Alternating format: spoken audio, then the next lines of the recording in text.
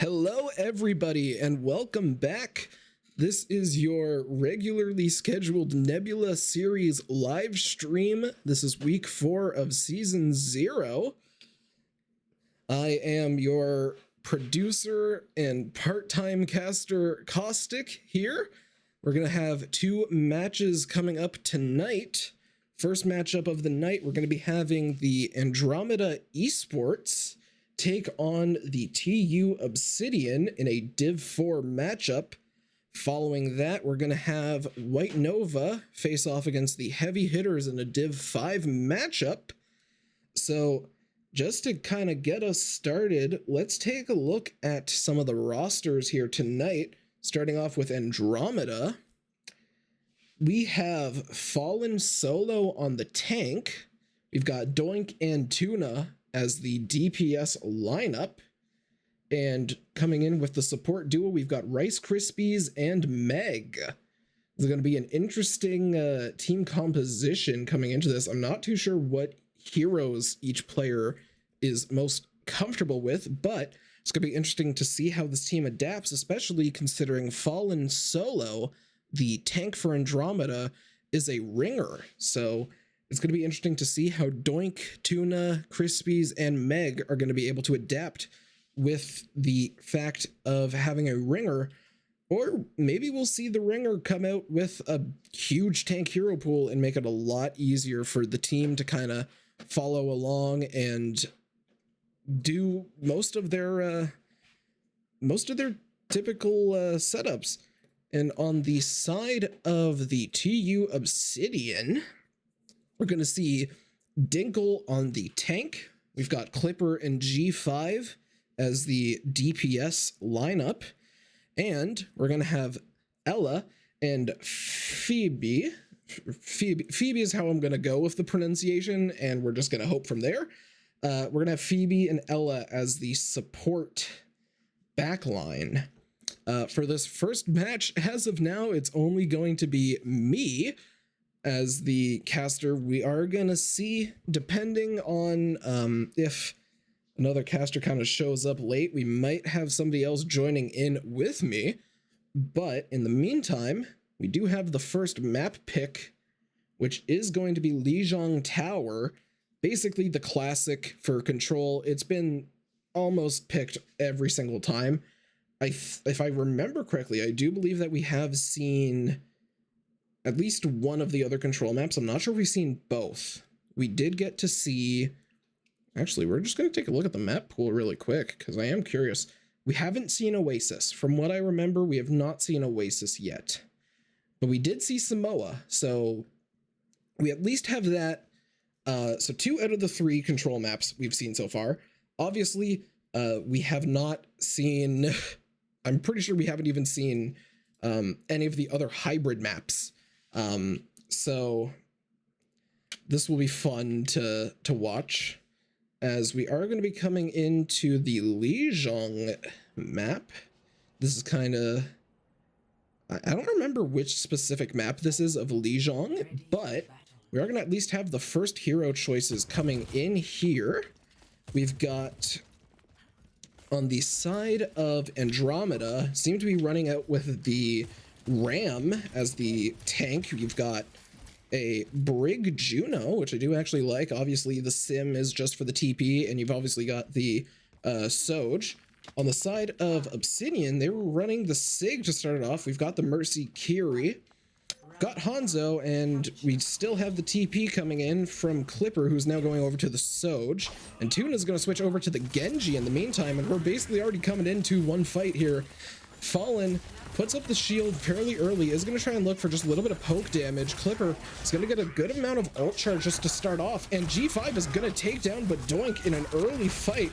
Clipper Edge takes down Fallen. G5 uses the storm arrows to take down Fallen Solo, and Clipper Edge finds the rest of them to basically finish get a team wipe. So that's an early first fight done, and early point control and point progression for TU Obsidian, as G5 here is going to keep looking for some of these fairly early picks, and they do seem to have the damage boost from the Mercy constantly. Fallen is fairly low, so is Tuna, but Fallen's gonna take down the Sig. And it looks like TU Obsidian are just gonna have to backpedal here as they're down their tank fairly early on in the fight, and now it's just gonna be a question on if any of them get staggered. G5 is in a little bit of a rough position, but they are gonna be able to make it out in time, and Dinkelberg is now gonna come back into the fight. Shield is broken early and they get taken down super fast.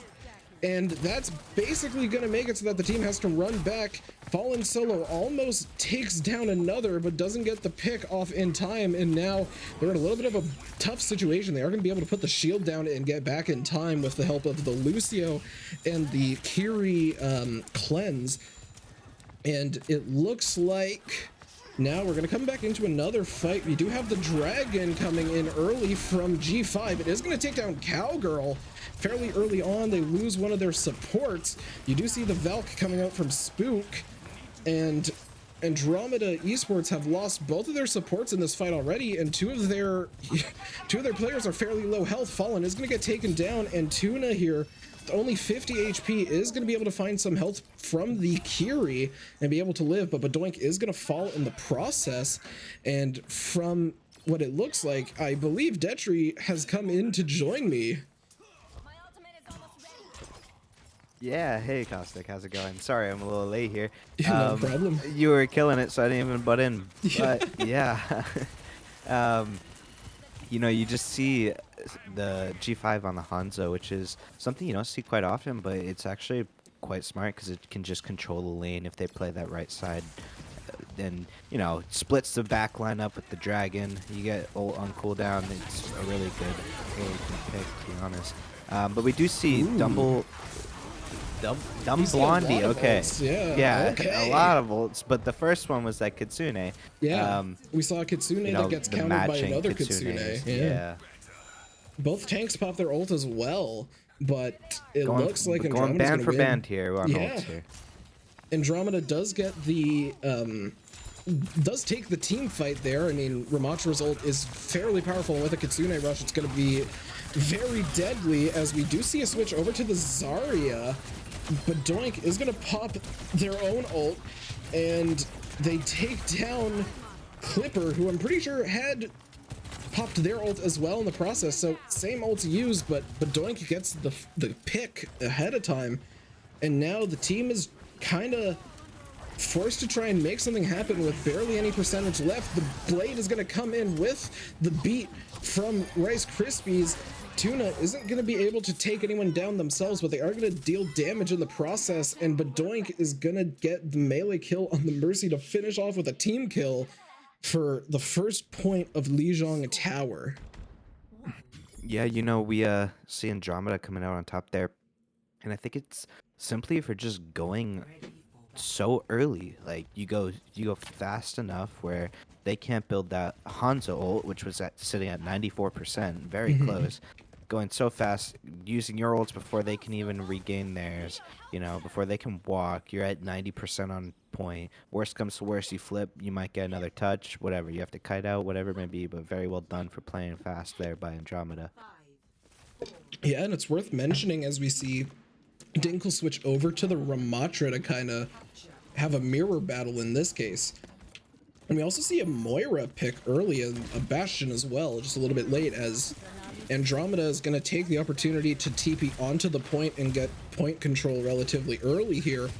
It was interesting to see earlier, the Hanzo Mercy was an interesting combo. The Mercy spent a lot of time damage boosting the Hanzo, and Tuna is going to get punched out by Dinkelberg, and now the point still hasn't flipped on either team's side, and Fallen Solo is going to find themselves picked off early.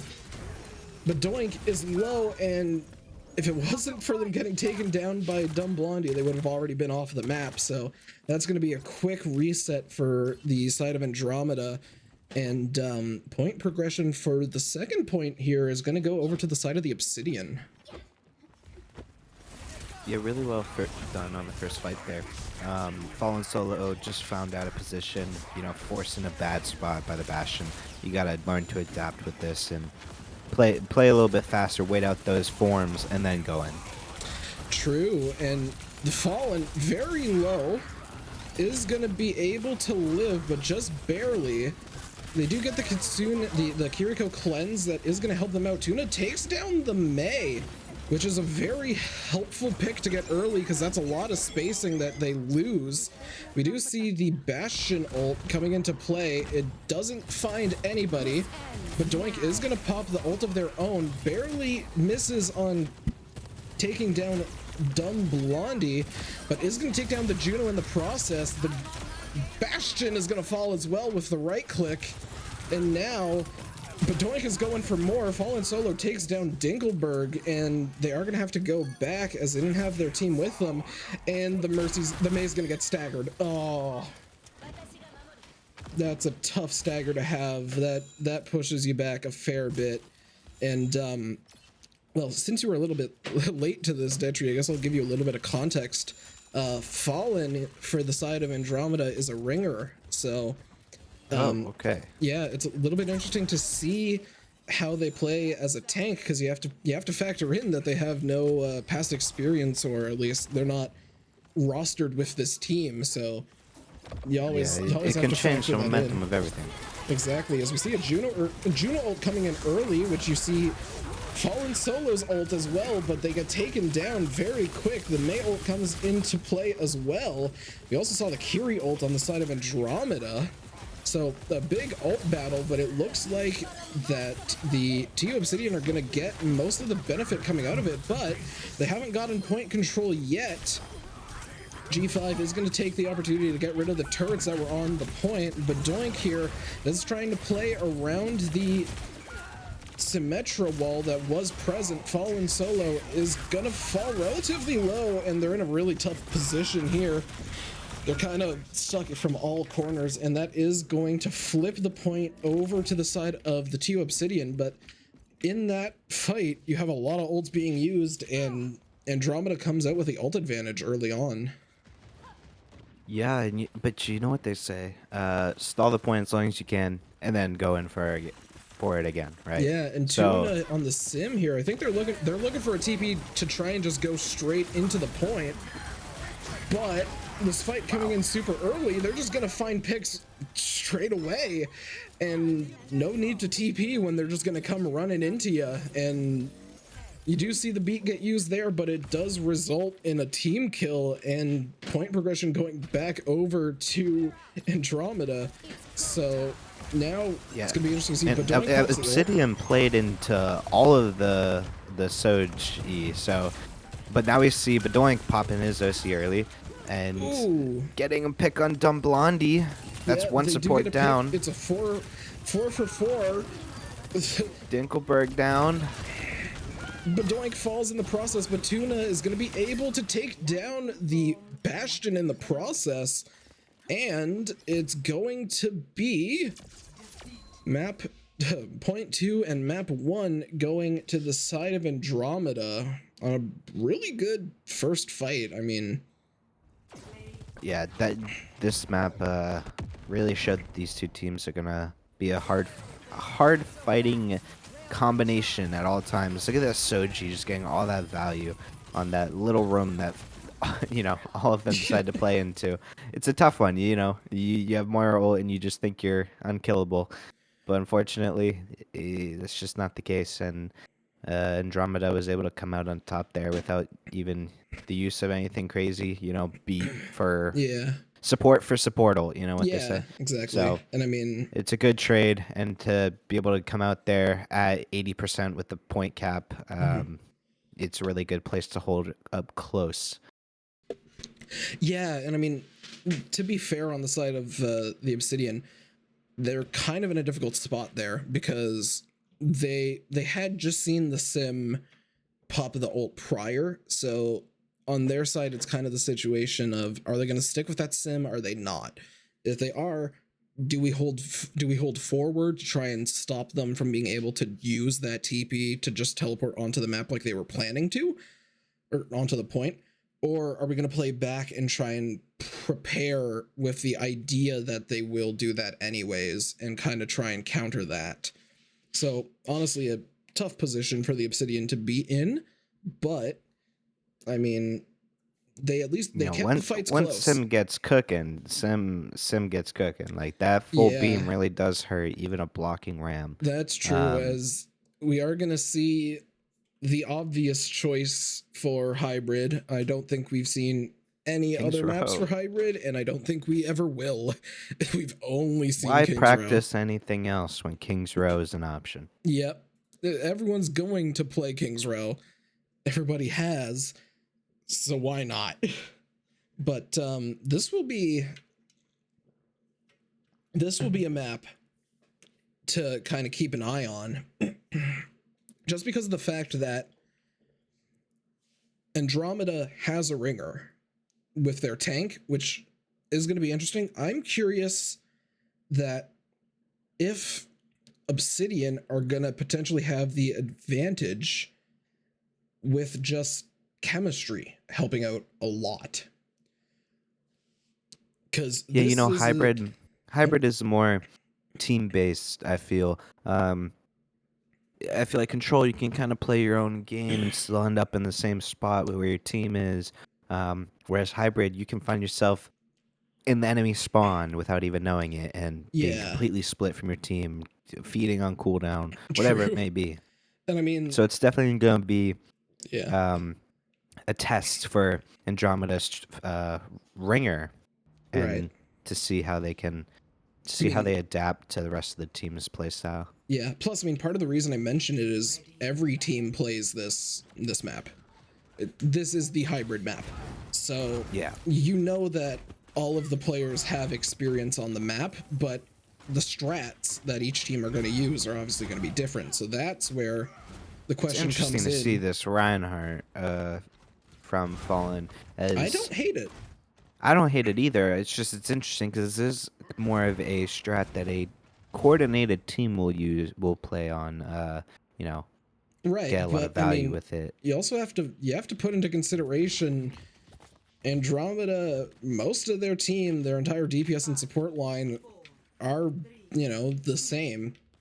It's just but the tank it really does rely on, like, a tank can change the everything. Right. We see G5. D5 just finds themselves picked off immediately, and Fallen takes 2 down. And they're going for more. They're not going to be able to find another pick, but that's an early 2 kills and 48% ult charge. We didn't really get a chance to talk about the lineups coming into this. Clipper's going to go over to the Widow. We do see the Mei coming back from G5, and we see Dinkle on the Junker Queen. Tuna's also on the Mei of their own, so it's gonna be interesting to see as Clipper takes down Rice Krispies, but Fallen takes down Dinkelberg in the process. However, these trades are much more in favor for Obsidian here. Yeah, Obsidian. Their spawn is right there. But the swap to the Widow for the close hold from Andromeda was very well played by Clipper. Pick off whoever is lingering a little too much, floating around, and allow your team some space to walk. Yeah, but Fallen is gonna get the slam, is gonna get 2 in the process, and that's gonna make it a little bit harder for Obsidian to escape and live, as Clipper almost gets charged and taken down. But they are going to be able to retreat, at least for now. They're going to pop the ult for Sights, which is going to help their team a lot with trying to figure out what they do, as Fallen's going to find themselves in a rough position early on. We do see the shout used from Dinkelberg, but Doink takes down the Lucio in the process. The Mei is forced to use their icicle, or their freeze, and Dinkelberg is going to get taken down in the process too. Clipper's the only one left, and they are going to get taken down before they can get to the spawn. That's tough. That's a big stagger as well, considering the rest of the team's probably not going to want to jump into a fight without that Widow to give them at least a little bit of protection. Yeah, we see a swap from Spookmaster here, who was on the Lucio, I believe. Yeah, Spook would have been on the Lucio. They switch over to the Juno. Yeah, they're looking for more care for the team. you know, playing Lucio can be a little difficult here because you could just find yourself to be out of position a little too much, especially a free target for the Sojourn, which Bedoink is taking heavy advantage of. Yeah, we are gonna see the ult from Dinkelberg, and we also see the Mei ult. Now, they don't have the advantage of the objective time. Fallen Solo is going to come in with the charge. Tuna's going to use the ult of their own. You see 3 ults get popped there, and Yeah, that's about 4. That's a tough one, you know. Yeah, Obsidian did use some ults themselves, but that's you definitely didn't need all of that. Yeah. Now really well done by the really tough part. Rice and Fallen, though. Here's a really tough part, as G5 is going to try and take some picks early, but doesn't get to do so. And Tuna takes down the Sombra. Fallen's the only one with the ult at hand, but I mean, we've said it before, a big slam can happen, and it's happened multiple times in the past, so it'll be interesting to see if we do see one happen here with barely any point progression needed. Tuna is in their icicle farm. They might get, yeah, they are gonna get picked down early, but that's a big slam, and they don't do it in time.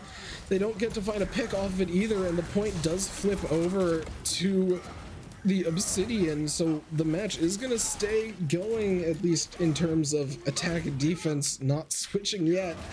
That is a tough sight to see, because that was perfectly executed if you're on the side of Andromeda, but you were just a little too late, and you didn't get to contest in time to make it so he didn't so that you stopped the payload.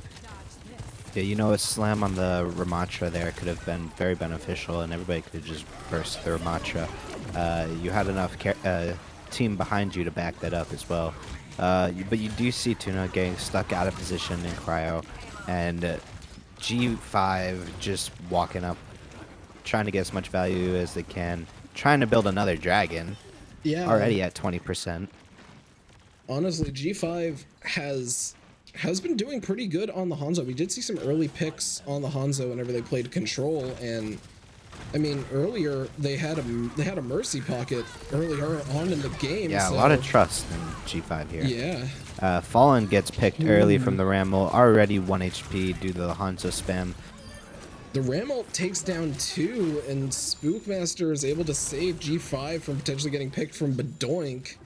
A very low HP scenario, and Tuna That is a lot of abilities sitting on Tuna's cryo freeze. Yeah. I guess use the abilities now. You know that they're not gonna be able to come back with a team fight right away. You'll regain your abilities and you'll guarantee a stagger, so it does end up being beneficial for them to use it short term to win in the long term. And we are gonna see the Juno has an ult and the Mei has an ult for Andromeda. We see the Mei freeze coming early, but they get picked off by the Hanzo. And now Fallen just has to try and kite back. They aren't gonna be able to. Clipper pops the overdrive. They are gonna take down 2. They take down a 3rd. And now they're going to be coming in with the Kiri ult and the Hanzo ult for this potential last fight scenario for Obsidian. And Calgar's going to pop the Juno ult fairly early, but Doink is going to pop an ult of their own. They try and take down G5 before they can pop the dragon, but it's not in time. They are going to take down... Oh... Fallen Solo and Bedoink are going to be the last ones living, but they're going to take down enough of the enemy team to be able to at least give themselves a bit of breathing room. G5 is still alive, was in a really tough position, and they are going to get picked off early. So that will buy Andromeda a little bit of time at least to try and regroup and get everything set up for this next fight. You know, really well done by Andromeda coming out of spawn with their Juno orbital playing inside of it. You know, the OC getting some value, Fallen able to stabilize while also punching the enemy in the face. But we do see the Juno coming out from Spookmaster. Could be an ending right here. Yeah, finding Fallen. Rally coming out from Rice Krispies. This Dinkelberg not contesting combo. that. That is always a deadly combo to see. The Juno ult and the Ramatra ult at the same time basically guarantees a fight win, and it is going to be the Obsidians able to cap the first, being able to cap the first 3 points of the hybrid map, as now the Obsidian are going to go and switch over to the defense side, as Andromeda is going to get the opportunity to attack next. Yeah, you know, it seems like Obsidian just used their the momentum after first point cap and really didn't allow Andromeda to restabilize, recuperate, just keep pushing and pushing into them, keeping that speed, uh, and just ended up with time at the end of it. You know, you don't expect to see that with a hold like that on first point from Andromeda. Yeah, that's true. And I mean, that kind of switches up a lot of the situation now for Andromeda, because now they kind of have to figure out how to deal with the overtime situation. You know, you're going to have to, if you're on attack here, you know, you have to get at least the 3 points, and you're going to have to go into OT, and that's a pretty comforting thing to have on the side of the Obsidian. You know that they have to force it into OT, or at least, you know, you have to, yeah, they have to force it into OT. You can just, as long as you can lock them down on your defense, you're basically guaranteed. Stall as much time as you can. Yeah, exactly. You don't have to. And if you end up full holding, aggro. you full hold. Now, Tuna is back on the sim. They are going to take an early TP into Clipper and take them down in the process. Really well done by Tuna, not taking TP too early, not gonna allowing that coach to get any value. Just the Kiri who can, you know, climb right up. Yeah, very well done. Fallen is gonna be relatively low health, but they aren't gonna get taken down that early. The Mei here is very low. Is gonna get taken down by the Fire Strike from Fallen, and Tuna and Badoink are gonna take down the other remaining player. And that's a very good first point for Andromeda, as they find a TP onto the Ashe, who was in a little bit of a rough position.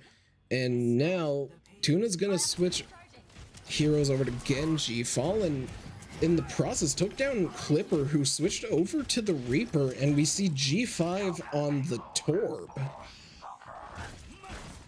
Yeah, this is an interesting one to see. You have a lot of bunker for a comp that wants to try to play first, right? You don't want to allow the Reinhardt to get close enough. You really do want to just be on the spam.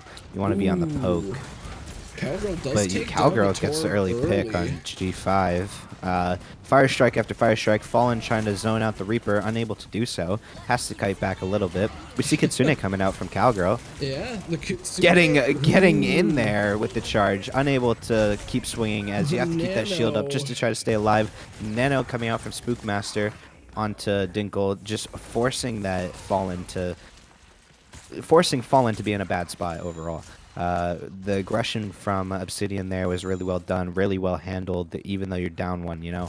Yeah, I think very good use of Nano, very good use of kiting and re-engaging. Yeah, that Nano basically gives you a bunch of space that you had previously lost, and at least lets you come back into this next fight. Even though you're down that ult, you have a bit of an advantage. Fallen does have the slam of their own, but they're not going to use it. They're just going to try and kite, and they do get taken down in the process. Dinkelberg doesn't have to use their ult, but we do see the Kiri ult as well. So it's going to be interesting to see. Only one ult currently for the side of Obsidian, but they are relatively close on 2 ults that can switch can turn a fight really fast with that Torb and that Reaper ult. But it's going to be interesting to see, because Badoink has an ult of their own that can do a lot of damage. And I mean, we've seen the slam. The Beat's one of the better ults in the game, in my opinion. So Obsidian here, it's going to be interesting to see how they play this.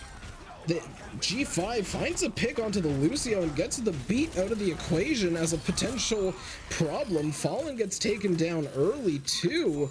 Tuna gets picked off, but Doink is in a tough situation trying to run, but they are going to get punched and taken down. G5 finds a pick onto the Kiri as well. You know, it all makes sense now. The way they want to play, they don't want to play early. They don't want to play fast into them. They want to force them into these hallways, which then they can win with the brawl, the burst on the Reinhardt. And Fallen is just finding that to be true, as you can't survive with a Reaper and a Torb shotgunning you and a Ram punching through your shield. What are you supposed to do?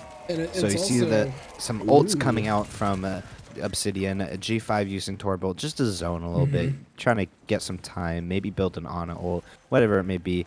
Andromeda going for the rotation. They might see the ults here. Here's Kitsune. Shatter. Suzu. Tuna does find Spook.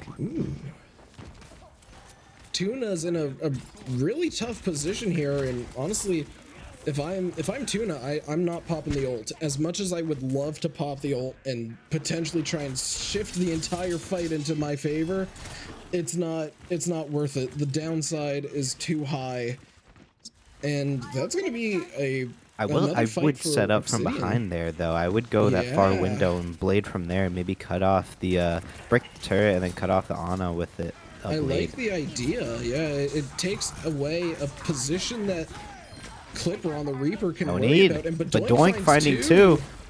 Really good use and momentum from the beat. Finding another, just spamming out Dinkelberg and gets a pick on Dinkelberg. That is a 4K from Badoink. Really well executed with the rail, with the OC. Yeah, that is a great ult choice, especially considering the fact that Tuna was a lot of early damage and early aggression. You know, they had to worry about him and them. You need to pick that Ana. You need to pick that Ana first. I'm not sure if that's calmed here by the team, by Andromeda, because, you know, if you're ult tracking, you know that Spookmaster is coming up on Nano, and you don't want to allow that to just be in that fight there. You want to get that point with more time to be safe on the defense for third point, and Tuna finding a Spookmaster with Blade. Might be able to find another. No, falls to 1 HP, and G5 finds the peel. Yeah, they were on the same page as what you were on, and they do take down the Ana, which is pretty, it's the right play. They don't get to benefit off of it in a team win, but it is the right play, and now it's going to be interesting to see as we have the Kiri ult and the Ana ult as opportunities, and both tanks are really close to their own ults. And Clipper is able to find Tuna early here. Fallen is just gonna fall to spam from the Reaper, as well as the nanoed Ram from Obsidian. Yeah. It's, you know, you gotta force some ults here. If you're Andromeda, you have nothing. You know, they have Blossom, they have Ram. You really want to force out the Ram ult early. So they don't have a second life on your last push, you know? Yeah. Try to get the big ults out, the zoning ults out, so your team can fight as one strong unit. We do see some switches for Andromeda, but they really only have a minute left of fights. So that's going to be a big question. Clipper currently asleep in the backline, from what I can tell at least. I'm not sure if it's the backline, but it was. And the ult doesn't get to find a pick. I like the idea. Tuna finds Clipper, but Doink finds Spookmaster. G5 stuck in this room using Torbolt. Not really a lot of value with it. You know, it's not on cart.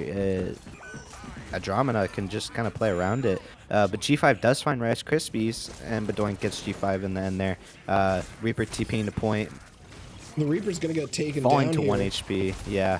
Trying to just get a stall out, trying to get their tank back in time just for a longer stall. Now here's the only question. Dinkle has the ult, so now it's going to be a question of can they take Dinkle down early before Dinkle gets too much value and potentially shifts the fight around, but they've already taken down 2, and now you're looking at 3-on-3 basically, and Dinkle's making good progress, and that's going to do it.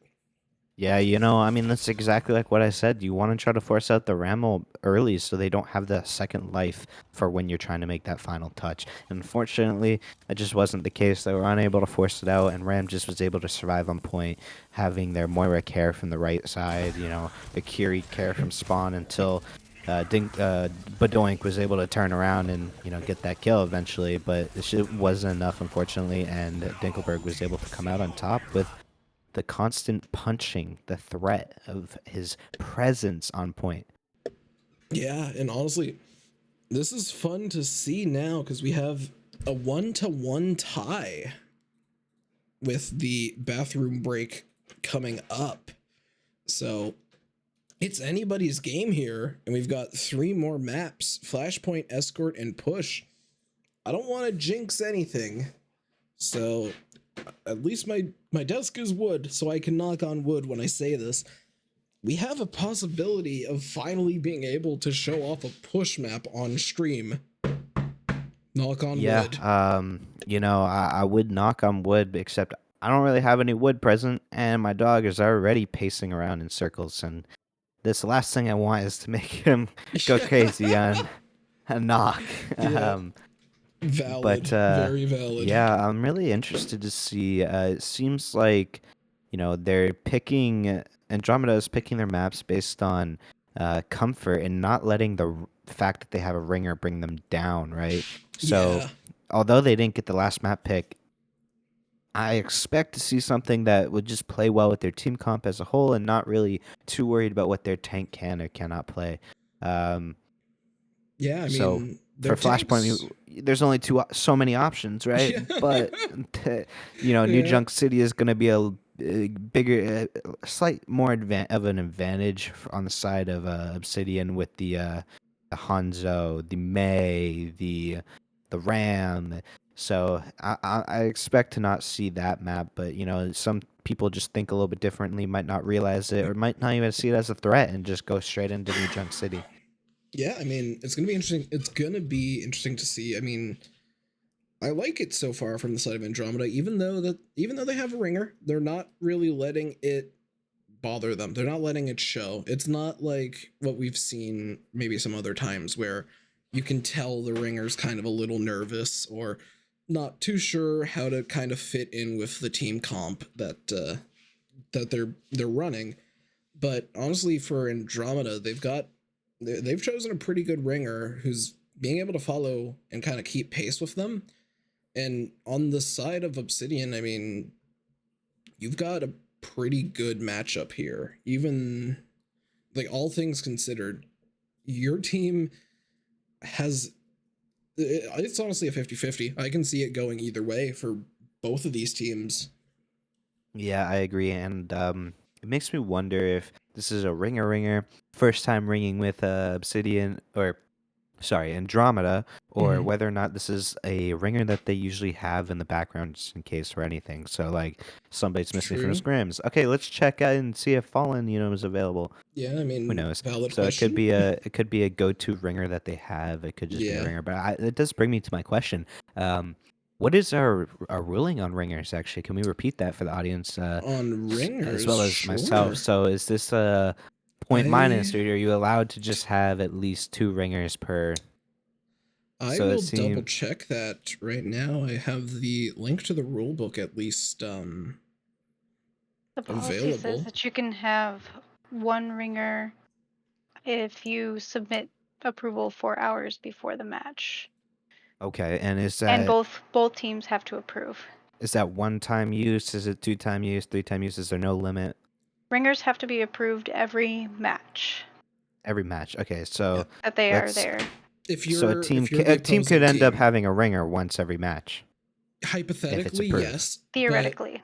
Theoretically, okay. if you're Obsidian and you get a message or You it's a can ticket, decide you to say can say no. no, we don't Yeah, want that. exactly, exactly. No, thank you. Um, So Additionally, I think most teams would sign a person if they had to find a ringer every week.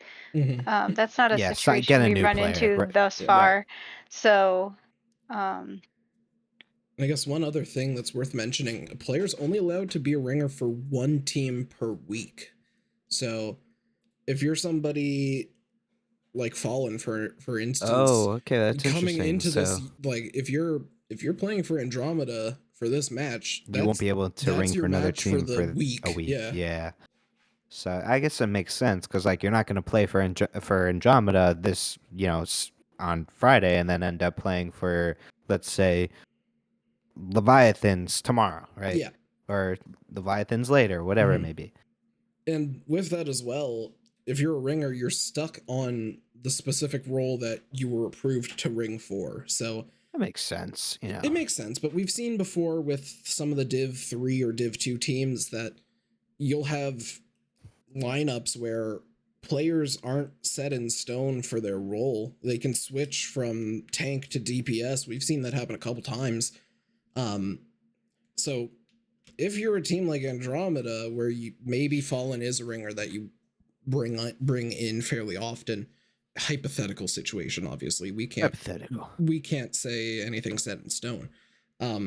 If they are a ringer that you bring in often, at some point it becomes better to just say, all right, well, let's sign them instead. We at least have the flexibility if stuff goes wrong, or if stuff is really tough in the middle of a match, we have the ability to say, all right, we're going to switch you out and have somebody else play DPS for you. So, or you play DPS, someone else going to go on tank, you have those opportunities. As it looks like they are just finishing up the bathroom break. We do have the map pick. It's going to be There was a bathroom Saravasa. break. I could have grabbed a drink of water. Yeah. Well, I forgot. It's the 5-minute break that we do in the middle of, second and third Hybrid map. and Flashpoint.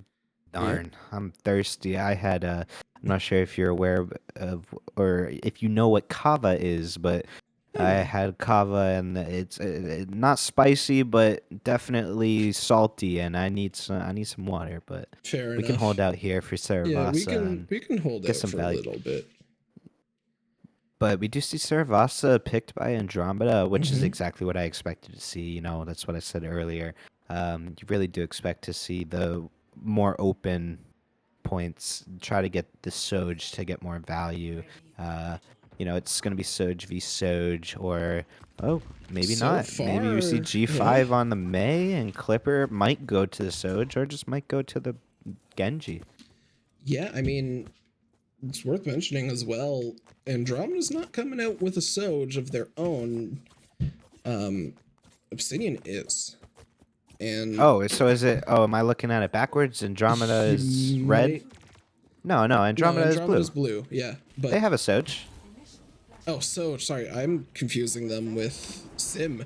Wow. Now you're rough. confusing me. Yeah, But you see Clipper with the characters Reaper. Confused. No, you're right. Bedoink has the Soj, and now But Clipper Fallen goes is over on to the Reaper. Queen. Yep. That's a really good pick here into what they're running. Ram's not going to get too much value. You have no target walk, but with the Queen, you have shout. You have Okay. it's all good. You have shout. You have axe. You have knife. Pull them in. Get value with your Genji. Get value with your Soj. Soj forces out Wraith. Forces out Form from Ram, and you could just kite it and re-engage every time. But Fallen is falling weak and needs to all care, but unable to find it. G5 gets the pick. Andromeda's going to have to kite out here and re-engage with the full 5. Really good first fight from Obsidian, playing slow and letting Andromeda walk into them. Andromeda does want to try to play the long range here on the left side and get their Soj on an angle set up to force out the Ram abilities, force out the Reaper Wraith, try to get the Mei wall out as best they can too. True. I find this is an interesting matchup, just considering the fact that Queen, obviously they might want to poke a little bit, but you have to factor in that Ram is going to love that opportunity, and Maywall's going to put you in a tough position. Yeah, the Mei might make it a little bit more difficult to live on the Queen. You might need to play the Ram, and you do see Fallen swap into the Ram just to have the block ability to survive a little bit longer. If they get walled, the team can break the wall and regroup together. But we also see Tuna swapping to the Reaper, matching the Reaper, and now now Andromeda does have the better brawl and poke. Maywall is not going to get too much value, but I expect to see a freeze. Kitsune coming out from Obsidian, freeze coming out now, even though they already picked Fallen, just for safety, Yeah. But Tuna is in the back line, tickling G5 a little bit. But they're going to and take it unable down. to get out. Yeah, G5 Cowgirl does is going to get staggered find as well. clean up the last two. Not much of a stagger. Slight stagger. You know, with the Well, rest of the they team, come back not with with Tuna. though. Yeah. Yeah.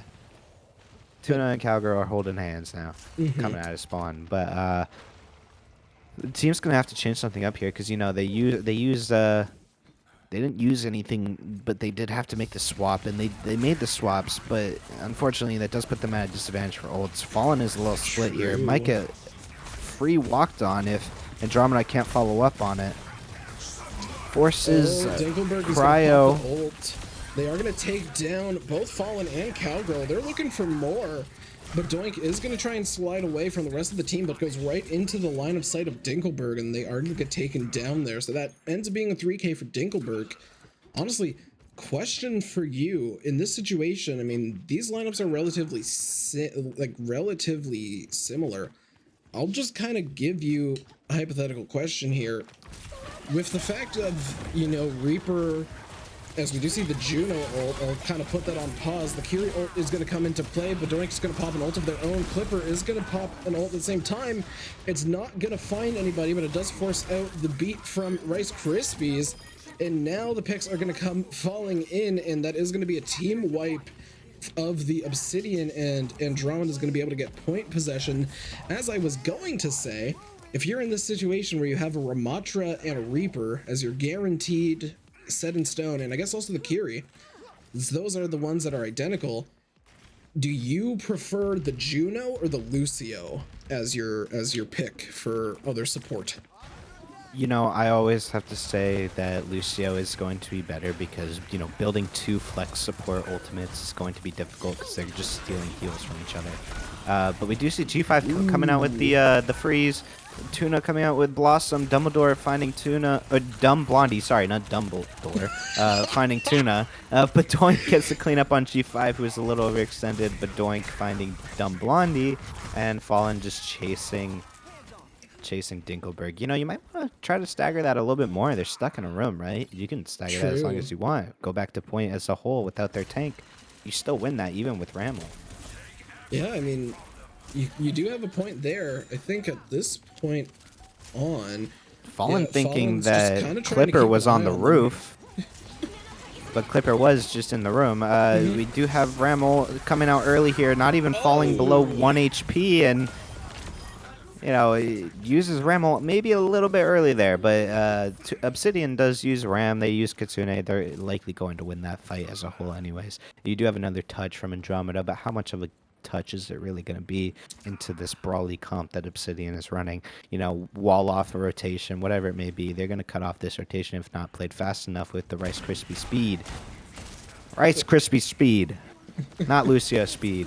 Yeah. Tuna flanking left side. Tuna does go left side, finds Clipper in the back, able to get the pick, maybe the Juno. Still hasn't used Wraith, really well done. Finds the Mei, really good use. Even without the tank, it's still winnable. No, that's Juno coming out. But they just aren't going to die. Oh, Dinkelberg! Oh my goodness, able to survive. 1 HP. He finds the picks through the Juno orbit. That's an insane. That's an unexpected play. Really well done by Tuna on the flank there, finding 3, forcing out the Juno, forcing the Juno to use orbit. Maybe a little too late, or maybe just right on time.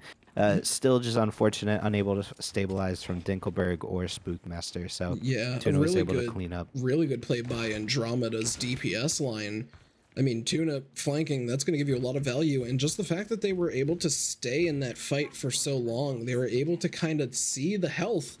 And Badoink, who basically had a full charge right click, was able to get the info from Tuna that the Ram could die on a right click, and that kind of guaranteed that they would get that point at least, as Fallen's going to find punches early, and Tuna is going to use the ult to at least finalize a kill. You see, that's really well done, but like also maybe a little unnecessary. You already picked the tank, or you already picked both supports. You already are using Kitsune. You kind of want to just save that ult because it's not like they should win that anyways, right?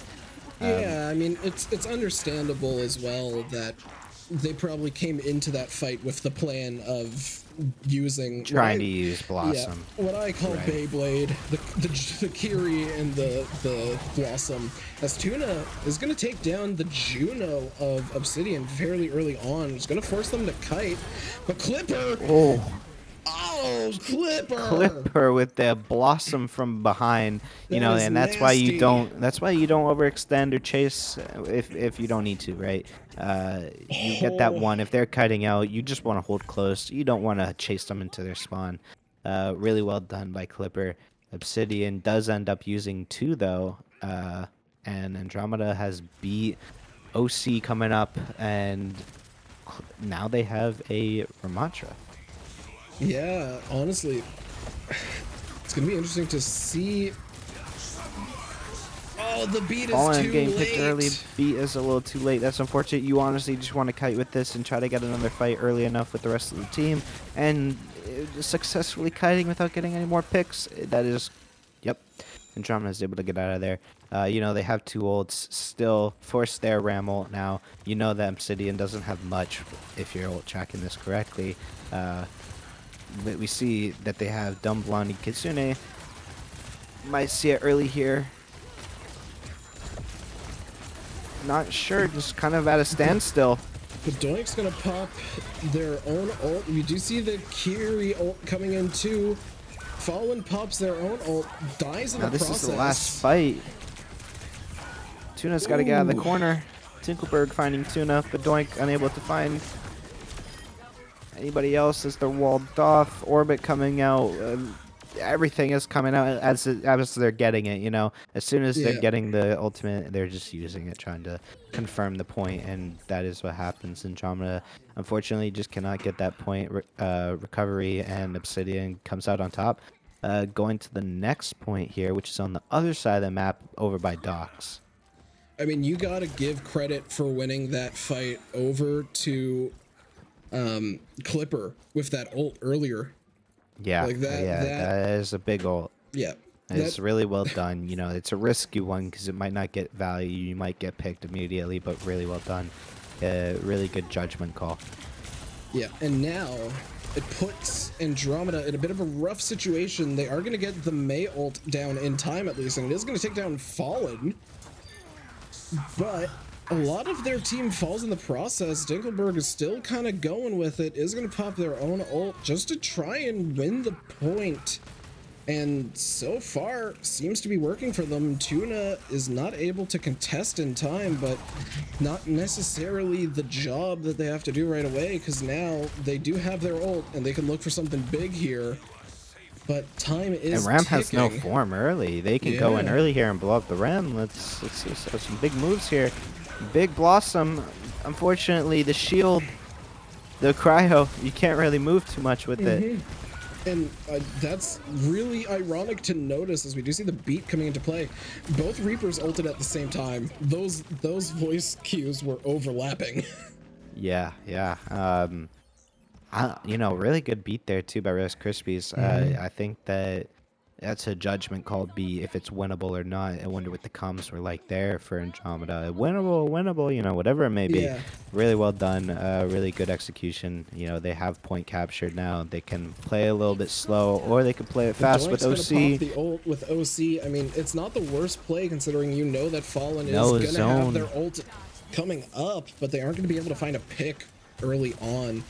But I mean, I will say the extra ammo perk is definitely interesting. You know, they're running very tanky comp with the Reaper, the May, and the Ram.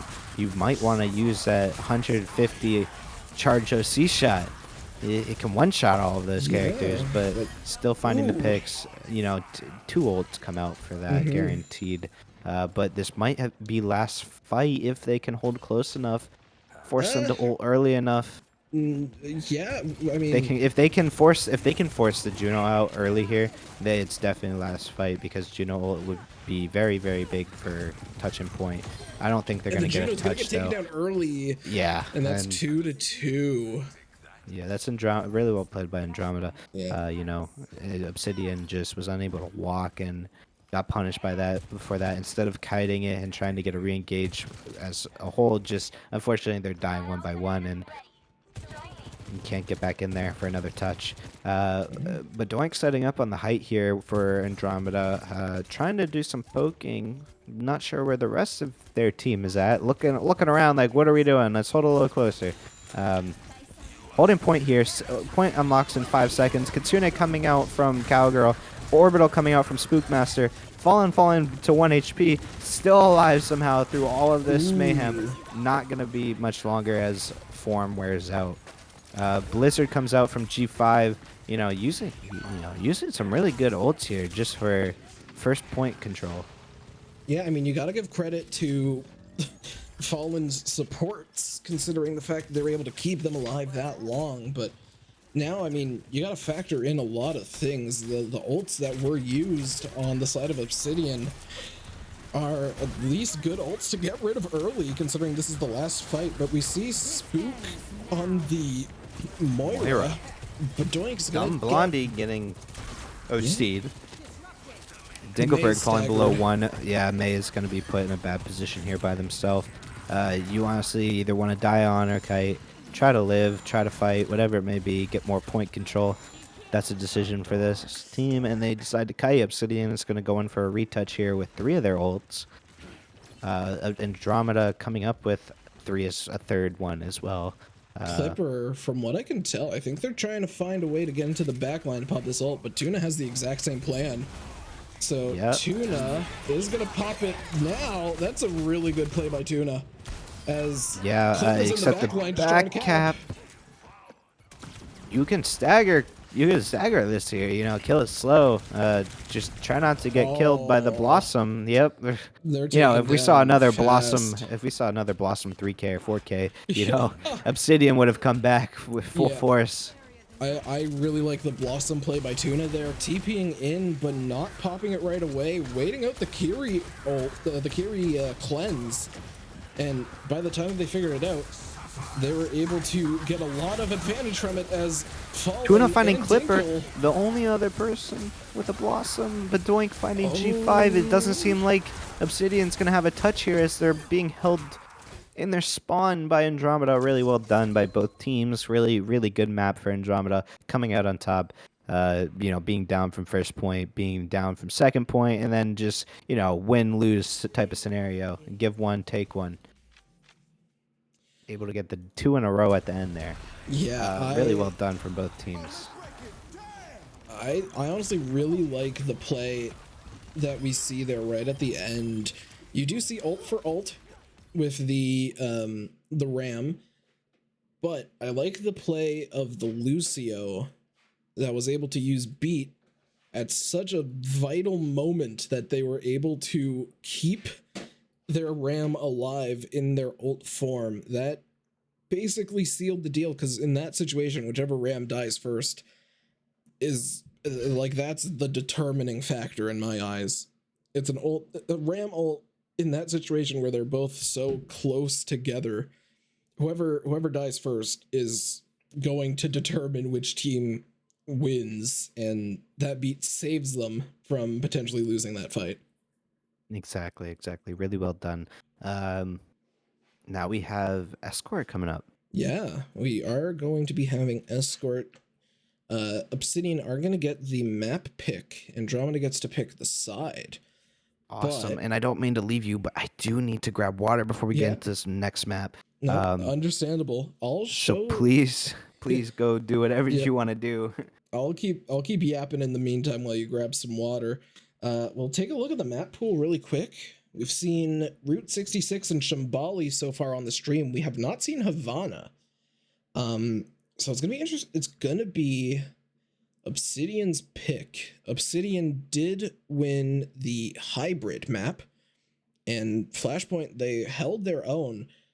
I honestly don't hate the Havana pick here, especially considering that we have seen a bit of the Widow from the side of Obsidian on King's Row. And even with that, we've seen the Widow going into a position where it wasn't just the at spawn, look for a sniper shot, headshot, kill, and then switch if you don't hit it. They stayed on that Widow for most of the first point. So now the question's going to be, are they going to try and play to that strength? Are they going to switch over to something like Shambali or Route 66, where you have a little bit of the advantage on other aspects? You know, it's going to be interesting to see. If I remember correctly as well, and I might be wrong on this, I don't know. I believe Obsidian, yeah, I would be correct on this because Obsidian did not win control. G5 did play Hanzo on the Lijiang Tower map. So Havana, just with the idea of those early kind of long-ranged areas, I think is a really good pick. But I mean, I've seen Route 66 played similarly. I mean, obviously a lot of teams have a fairly common setup that they will do on defense of Route 66, where you have the Ana, the Brig bunker. If I remember correctly, normally you'll have like a Winston and some other things like that. So we are going to see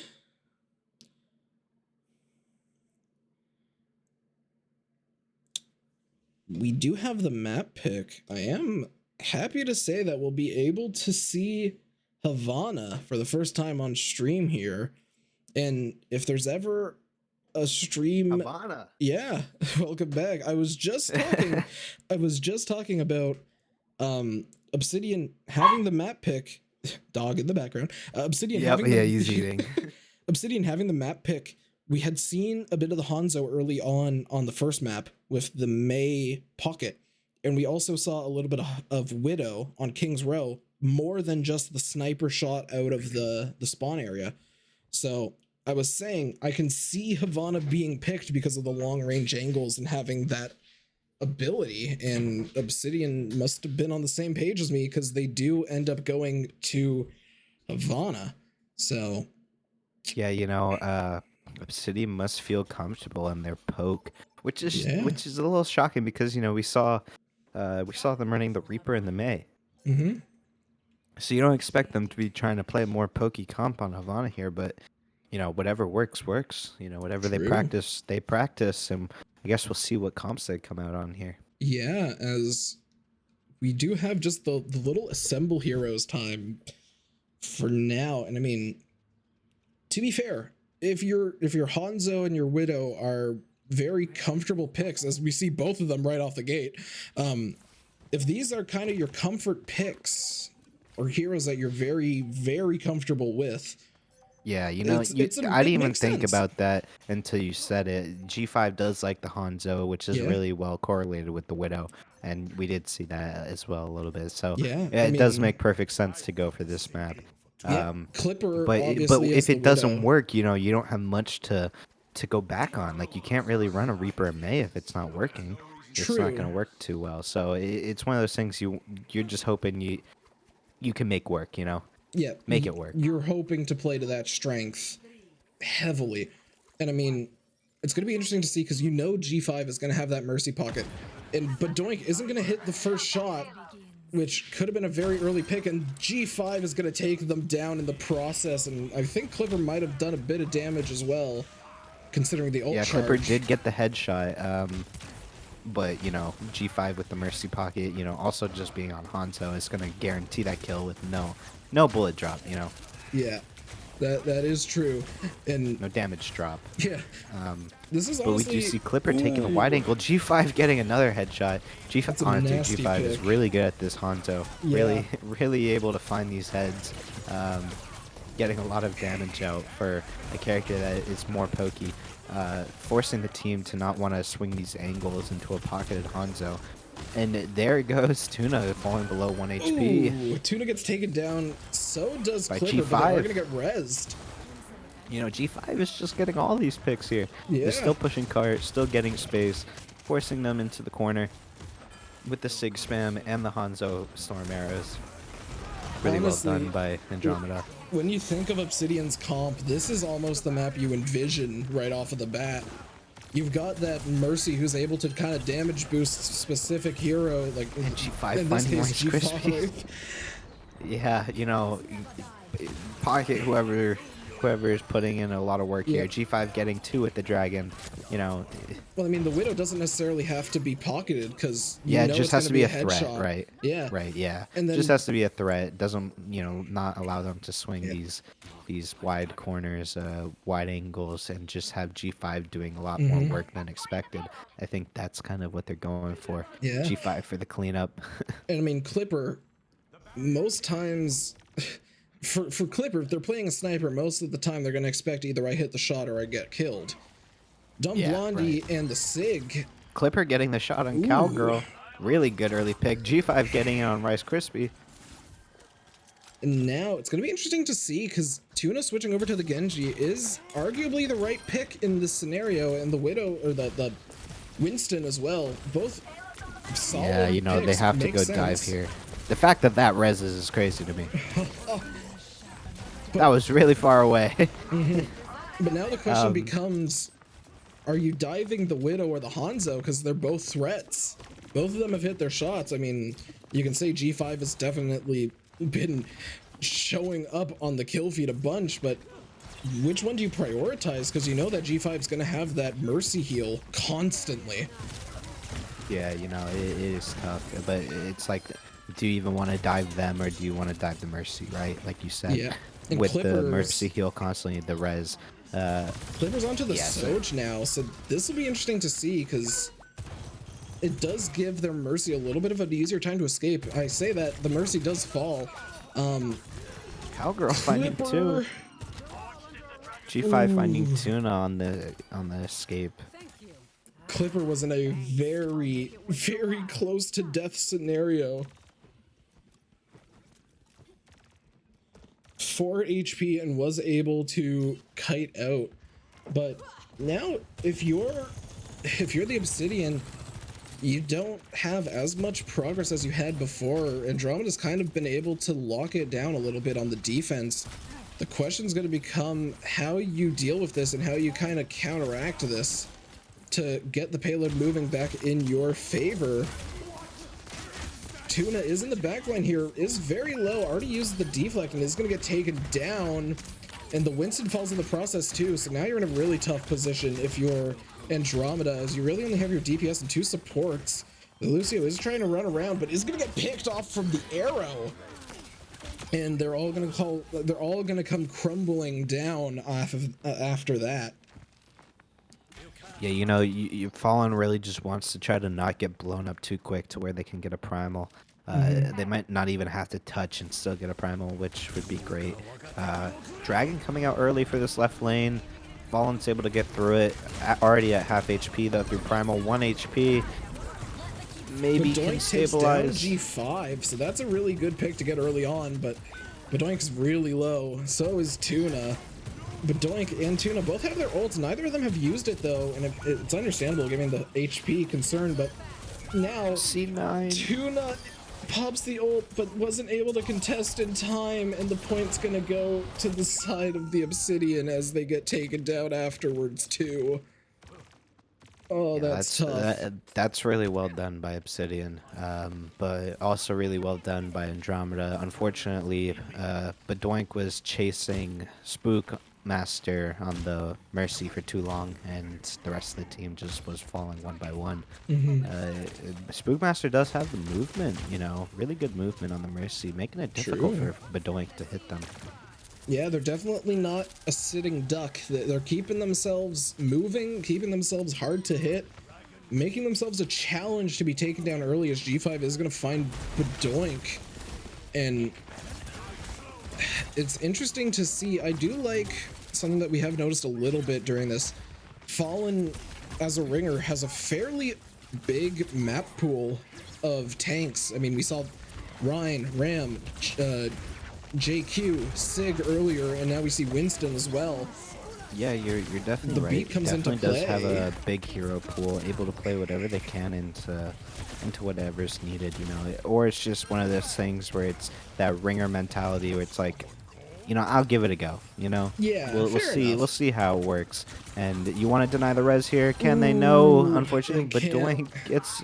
Oh, Bedoink does get the pick on Spookmaster though, even though Tuna does fall from the rock from Dinkelberg. True. So Saying these names, it's really hard to make it yeah. sound cool, I guess. Um, Ooh, shots fired, but I mean, like, ooh, Clipper. One Clipper with shot to the the huge head. OC, finding headshot after headshot, getting pick after pick, making it That- difficult for Andromeda to walk out of spawn, and that's going to be the point. The third checkpoint. Ooh, that's a for really Obsidian. good first. A minute 17. Yeah, first attack for Obsidian. That is what you want to see. You want to see time on the board, and you want to see 3 points right away. So for the Obsidian, that attack, obviously there was some hiccups here and there, but in terms of the result, you couldn't have asked for better. So now Andromeda is going to be forced to try and cap all 3 points, or they're going to go to a push to finalize this this first match of the night. And I mean, I gotta say, this is talk about a first match for the night to get us started, as we are gonna see Fallen going to the Diva. Yeah, that's actually what I was going to say earlier. Diva wouldn't be a bad pick just to eat some extra damage, eat the heals, whatever. Yes, they're on Mercy, but you could still eat whatever is needed. I think Matrix just could come in handy here for the rest of the team on Andromeda. Stable people, play more with the DPS, play with Tuna more on the targets together, eating for Tuna when needed, gobbling everything up. True, and I mean, I do like the choice to kind of go Genji. Just with the knowledge that they're probably going to be playing that Hanzo. They aren't playing the Widow, but considering how much damage that Hanzo can give, being able to play Genji, and they get taken down very early, sadly, but being they able do to try to Genji play for the together. deflect. They do try to play together, but unfortunately, it's just you can't just jump right into them. You got to force them out a little bit. Maybe try to force a split. But it was good aggression. Just try to play it a little bit slower there. Yeah, and I mean, it's going to be interesting to see now, though, considering the fact that for the most part, Obsidian is kind of trying to stay on this high ground. It's going to be interesting to see if Andromeda is going to be able to find a way to kind of put them in a pressured situation where they have to Tuna escape. finds Clipper. Falling to Tuna one. And is Sig's off the height. living. Juno's one. Hanzo's one. Dinkelberg you honestly just cap point and stagger him at this point. You have somebody still pushing point, but they're still getting picked. They're still getting picked. Spook is going to try and Glock their way to victory, but oh my goodness, Bedoink, dodge and weave, Bedoink, dodge and weave. Nope, but it's fine because the team's gonna be back. They're gonna be able to get these picks. You gotta give credit to Bedoink there, finding 2 early picks. Sure, the stagger isn't the best scenario, but at least now in this chance, the team has a little bit. They have the ability to come back into this fight a bit better than what they would have prior, and now, I mean, the points almost capped. It's whoever wins this. You want to team be on fight the will same determine target here. Everybody's chasing somebody a little different, If you can be on the same targets, you can guarantee at least one of the kills. Doesn't seem like much is going to happen. It seems like Andromeda is just having a tough time killing this Sig, and Tuna is at Obsidian's 1 just able to HP. hold it. Oh, Tuna lives on 1 HP, and you see the See Valk Spookmaster come trying to in. chase it. Yeah. You gotta respect the play, or at least the attempt. I mean, assuming Valk was used prior, then you gotta respect it. I don't know if I'd pop Valk just to try and finalize that pick, but I appreciate the attempt at least, as Fallen is fairly close to an ult of their own, but they have to get it before they potentially demech, as they are going to pop it right away. It's up in the air, and it's going to find 2! Really And it's both the big ult. supports. I figured it would have. It was just, where else can the supports play at that point? They're all pushed into that corner by the OC. You can't really play anywhere else, so you got to just play into that Diva Bomb. Really well done by Fallen, seeing that even though you don't need it for the remech, you still get it for the picks, and it worked out. So you do have Rice Krispies on point though, which is interesting because you have Beat.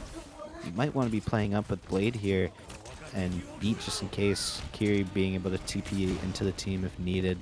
You know, Yeah, we'll see how it goes here. We see Fallen trying to fly in, get to the Mega, able to get out. He seems like so it. far seems to be. Yep, they are going to be able to.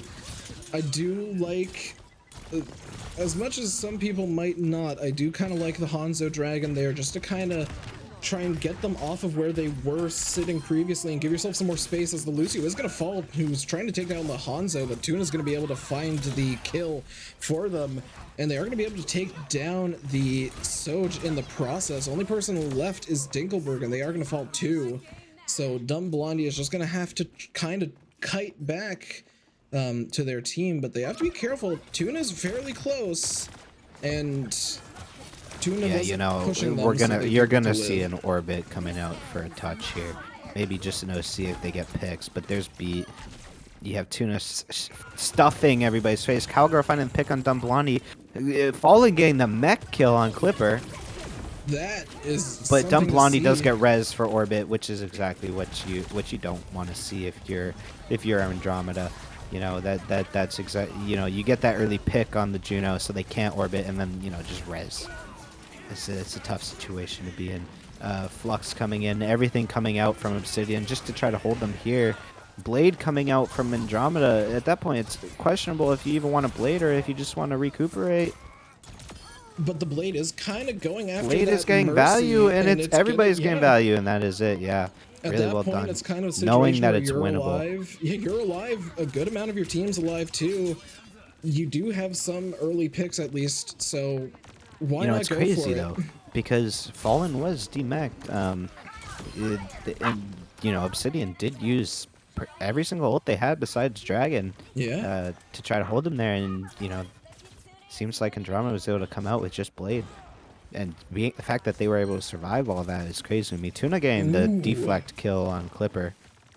Tuna is putting in maybe? work on this Genji pick, and I gotta say, as someone who could never play Genji, especially to this caliber, they are doing more than enough, considering they are keeping the DPS humble and making their life a living hell, as Tuna is going to be able to live.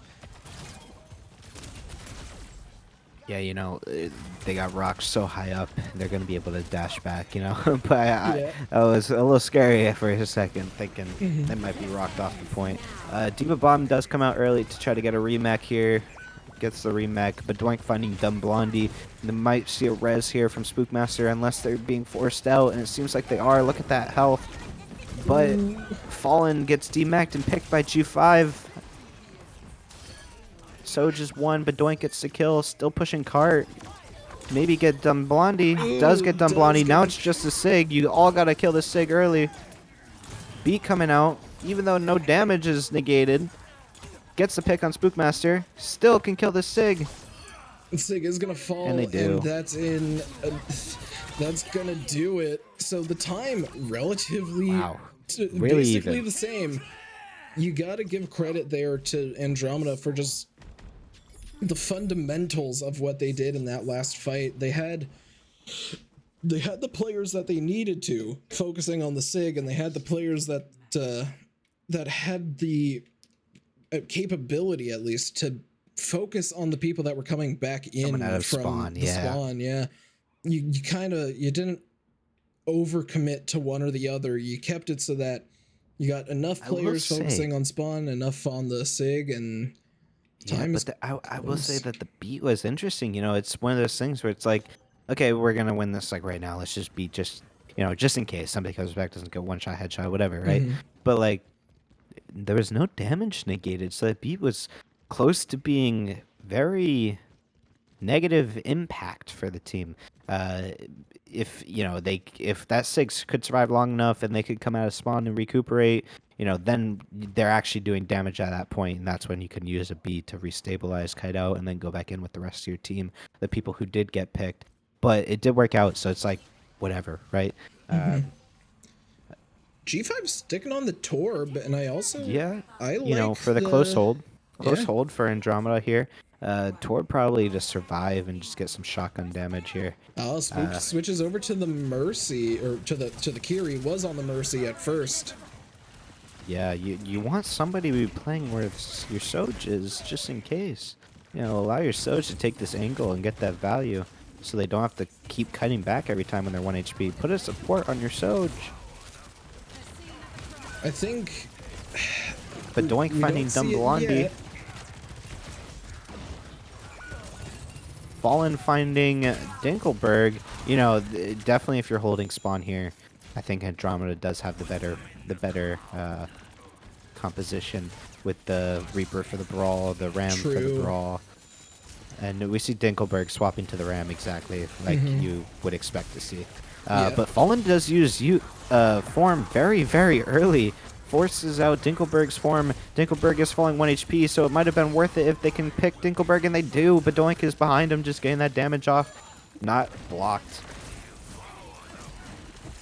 This is honestly Spookmaster really unable to good kite. This is a spawn really good hold. Yeah, Yeah. zero meters push so far. Good pick by G5 here, going over to the Venture at least to keep it so that you can contest long enough, but the 0 meters is really tough to The deal Doink with. has to live here. You cannot die to this venture. Really well done by Fallen and Cowgirl. Dinkelberg and Clipper finding one. Dinkelberg falling to 1 HP. G5 falling to 1, and no distance pushed by Obsidian. Really, really strong hold by Andromeda. They just got to get one good team fight out now. Honestly, I would not doubt to see them just rushing out the height of spawn and, you know, trying to blow somebody out. This is a situation and a half now, because Andromeda, all they need is 0.01 meters. And Obsidian, Yeah, you know, it's scary though, because you cannot see 9. You Yeah. have to keep somebody on point at all times, or else yeah, it's Obsidian have to spawn hold to begin with. And Yeah, you have secondly, to they spawn hold. cannot see 9 at all. So we do Like, you see, can't leave point for even half a second. That's the crazy Yeah. part. Somebody has to be on that point at all times. And that, you know, you see an interesting comp coming out from Andromeda. The Malga, the Ana, the Mercy, the Bastion, the Pharah. Looking to come out of probably height here just for full spam. A lot of damage. I'm I not don't gonna hate lie. this play. This is smart. You know, I like play the this characters with the play. most damage. Yeah, you know, play the characters with the most damage. The big thing I Splash like out of damage. this, as much as people might question it, I like the Pharmacy. Yeah, you know, I know Pharmacy gets a lot of Pharmacy hate, is but good. think about it this I way. mean, look at what You Obsidian's have- playing as well. They're on Reaper and Venture. Yeah. Nobody's gonna be able to contest this far besides the Ana. The only people is your Ana and maybe your Kiri if they hit their shots. Okay, they're gonna time this to go out all at the same time for an Ana nade with the Maga Slam. Pharah coming out on height, just finding early. G5. Tuna finding Dinkelberg, but Doink finding Clipper, and that's it. Oh, that does That is it. it. That was really, you know, that's just a tough spot to be in for Obsidian, and really well done by Andromeda. Ooh. You gotta give credit there. That is, of all the ways you could end that matchup, that is the most nail biter scenario possible. Yeah, you know, based on the first attack from Obsidian, it's not what I would have expected, what I would have predicted. I would not have put my channel points on it, that's for sure. Yeah, and there you have it. Andromeda is gonna take a 3-1 victory over Obsidian, but I mean, if you're Obsidian and you're sitting back, you can say, I mean, minus the control map, obviously it's the first map, you kind of have to put that one aside. Even if you would want it, you kind of always have to put that aside and just say, hey, look, it was the first map. We had no idea what we were coming into when we're, you know, facing off against a different team, different comps, all that stuff. Yeah, You gotta very look. fair. You gotta look at map 2, 3, and 4, and you gotta be happy. I know you didn't win the map. You didn't win the game, which is tough. Obviously, you're going to be a little sad about that. But you got to look at those scores and you got to say, hey, we held our own. We kept it close. The fight always had an opportunity to shift from one to the other. It wasn't a situation of we're getting steamrolled. We're not getting like we're keeping them honest. And that's Yeah. the big thing. Yeah, really, really good matchups. You know, most of the time you don't even see a escort map. So Yeah. you see a lot of 3 Overwatch, you know, so it's very fun to see games like this, all very close, you know, 3-2, 3-2, 4-3, and then yeah, like you said, Control is the first map. You know, you're still coming out, and even if it was like 2-0, both of them were 99 to 99 both times. Yeah, I honestly say, as difficult it is to potentially go down 0-1 on the Control map, um, it's kind of hard to really deal with. It's the first map you're seeing against the other team. It's the first map you're seeing. Even if you go down 0-1 on the series, I find you kind of have to put that one aside in your mind. You got info from that first map, so yeah, that is gonna do it for this But first MVP? MVP. Good question. You've got MVP. a couple You know, choices. okay, look, if we were talking about it didn't have to be winner, I would say G5 for the Hanzo plays and the headshots, the Yeah, great dragons. But for understandable. the winner for Andromeda, I would also say the ringer, but you're a ringer, so I'm not gonna say the ringer. Yeah. I'm gonna have to go with Big Doink, Badoink, the Budoink, but yeah, Soj. Budoink, the Sods for the very big Ooh. picks. Me personally, that's what I would say, but it was a tough one between Tuna and the Genji plays. So Yeah, honestly, it's funny you say that because I was gonna lean more towards Tuna, but honestly, both of them got a lot of value, and I, I'll have to say Badoink, just considering. I mean, those right clicks to confirm a lot of kills, really, really good. yeah, Really huge strong, but OCs, really, really big OCs every yeah. single time. But I mean, But that does Tuna, that. Yeah, go ahead. Tuna, some of those fights you can directly link to Tuna having an early presence and finding Yeah, an right, early pick or two. right. So Just it can being a go either menace in the way. background, Yeah. right? Yeah. But that does bring us to the conclusion for this series. Andromeda versus TU Obsidian, and Andromeda does win 3-1. So stick with us here, for we have our next match coming up of White Nova versus Heavy Hitters. Mm-hmm. Coming up shortly. We're just gonna take a small break. I am Detri, and this is Caustic, and we'll be Yep. right back with you. Yep. We'll be back shortly.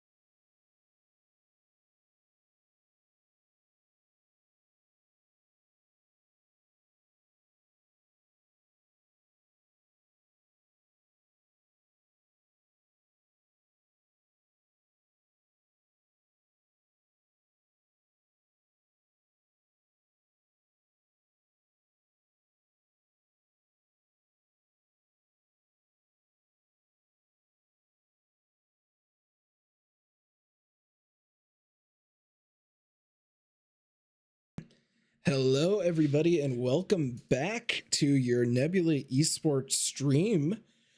We're going to have the Div 5 matchup now, White Nova versus the Heavy Hitters. And if I'm not mistaken, Heavy Hitters are actually a newer team to the Div 5 scene. In the meantime, though, we're going to have two different casters than the last game. I'm still back behind in the production kind of side, your host Caustic, but casting these matches, we're going to have Dr. Ligma and Sign. What's going on? Good evening. Hope everyone's doing well. Thank you for your introduction, Caustic. I am very, very excited to do some casting. It's been a little minute. I've been busy a lot of things, but now I'm here to cast some Overwatch. Very excited about that. And kind of look to see what this new Div 5 team's all about. Div 5 has kind of been, from the last game I've seen, it's kind of been a bit like kind of hit or miss. Some games are rolls, some games are close. So maybe Heavy Hitters will really kind of shake up Div 5 for sure. Yeah, hopefully we can get some little bit of a competition coming on here with Heavy Hitters hitting the fray. Hopefully we can see not a 3-1 or a 3-0 here. Get a good match in, hopefully. Yeah, for sure. And we see that playing in for Heavy Hitters, we got Bob on tank, Alec on DPS, Off on DPS, and Nix and Ace on support with, I love the hero on the thing in there. It's great. Let's There's see. There he always is. stuff. Okay. There, I got Ace on Lucio here. So, wow. Okay, these heroes don't really have too much synergy together. Maybe they're just their best heroes, but really excited to see what Heavy Hitters going off here. And now we have the White Nova roster, which we have Snake on take, Charlie and Friend. Is it? I guess I know Friend, but yeah. yeah, Charlie and Friend on DPS, and Tristo and GTX on supports. And It's here's the Lucio. It's the Lucio. Lucio again. Yeah, yeah, it's Lucio that causes that problem. I see. Lucio must have gotten a new patch in the update where he has Sombra and Viz. Like that's the only explanation I can have here for this one. Yeah, for sure, for sure. And so now we have the first map being Lijiang Tower. What are you expecting to see from Lijiang Tower here, Lim, on this first map? I'm hoping to see maybe some brawl comps. Maybe I'm hoping here because I'm a huge Rhine fan. I want to see Rhine all the time. If I can see a Rhine brawl comp within this match at any point, I will love it. Yeah, we're probably see a lot of more Ryan and Brawley comps in D5 for the fact that Ryan's a bit easier to play in a team setting. It's a lot more kind of simplistic, as in we group up and we speed in, not so much having to set up a dive or looking for a poke. So we probably will see more rush comps coming in this map. But Lijiang is a flexible map. You can play a lot of things in Lijiang Tower. And so we see we're kind of starting off with Yes! some Rhine mirror. Okay. The Rhine mirror, let's go. Love to see it. But we see a bit of a difference here, right? Nova running a Lucio Baptiste, while Heavy Hitters are running a Lucio Juno. So let's see how this rush comp works here. Looks like Sims TPing out spawn. Nope, they're playing to some point in this one. Oh yeah, they're gonna sim TP to point here. We see a Zenyatta, but see a Zenyatta here. What's he gonna do? But they get the point control first, up the turrets. Looking great for White Nova right now, currently. Just looking here, just pulling the point out as close as they can. Alright, we see the Spearman's going in here. Zen looking for a pick, but oh, the Juno just dies here in the fight of Heavy Hitters, and then the fight kind of just tears apart at that point now. They can't go in, and it seems like a reset from the side of Heavy Hitters. Yeah, unfortunately there, it just looked like Heavy Hitters took a little bit too long to get set up there. White Nova just went in there and took it and said, hey, this point's ours, like, go ahead and go on somewhere. And they didn't even give Heavy Hitters a chance to get set up. Yeah, and so here we are going again here with this composition. The Zen pick is quite interesting. Man, I wonder how they're going to try to do with it here. It looks like on the left side here, looks like they're more the turrets, but it seems like White Nova are seeing this rotation coming in. Ryan putting it in, but they all get a little low. But then they look at the brawl bit. But now it just looks like White Nova just holding their space here, chilling. You don't have to push at all. But Charlie does die. That's kind of unfortunate coming in. But it looks like great pin on the side. Oh, never mind. Thought the pin was off. But the Ryans are just Okay, the Rhymes just keep. Okay, the Rhymes just paid each other here. The fight's getting kind of chaotic, but White Never are forced off the point, and it seemed like White Never was gonna reset. Yeah, you gotta love the hectic Rhine plays within a Rhine mirror. You gotta love to see it.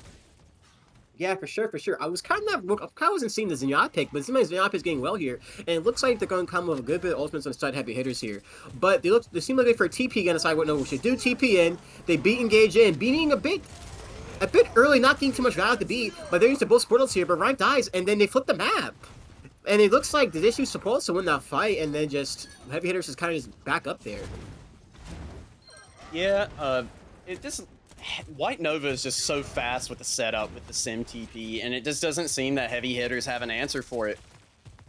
Yeah, especially having this Zenyatta where it just I feel like it's getting damaged, but not as much value as you would want to see me out on our support. But heavy hitters do have a lot of ults coming in. They have Zeno, both DPS ults, and Shadow coming in this team fight. So hopefully heavy hitters need to play this kind of quickly with the ult advantage they have right now. But Sam has a Shatter, looking for it, looking in. Oh, but he doesn't get it.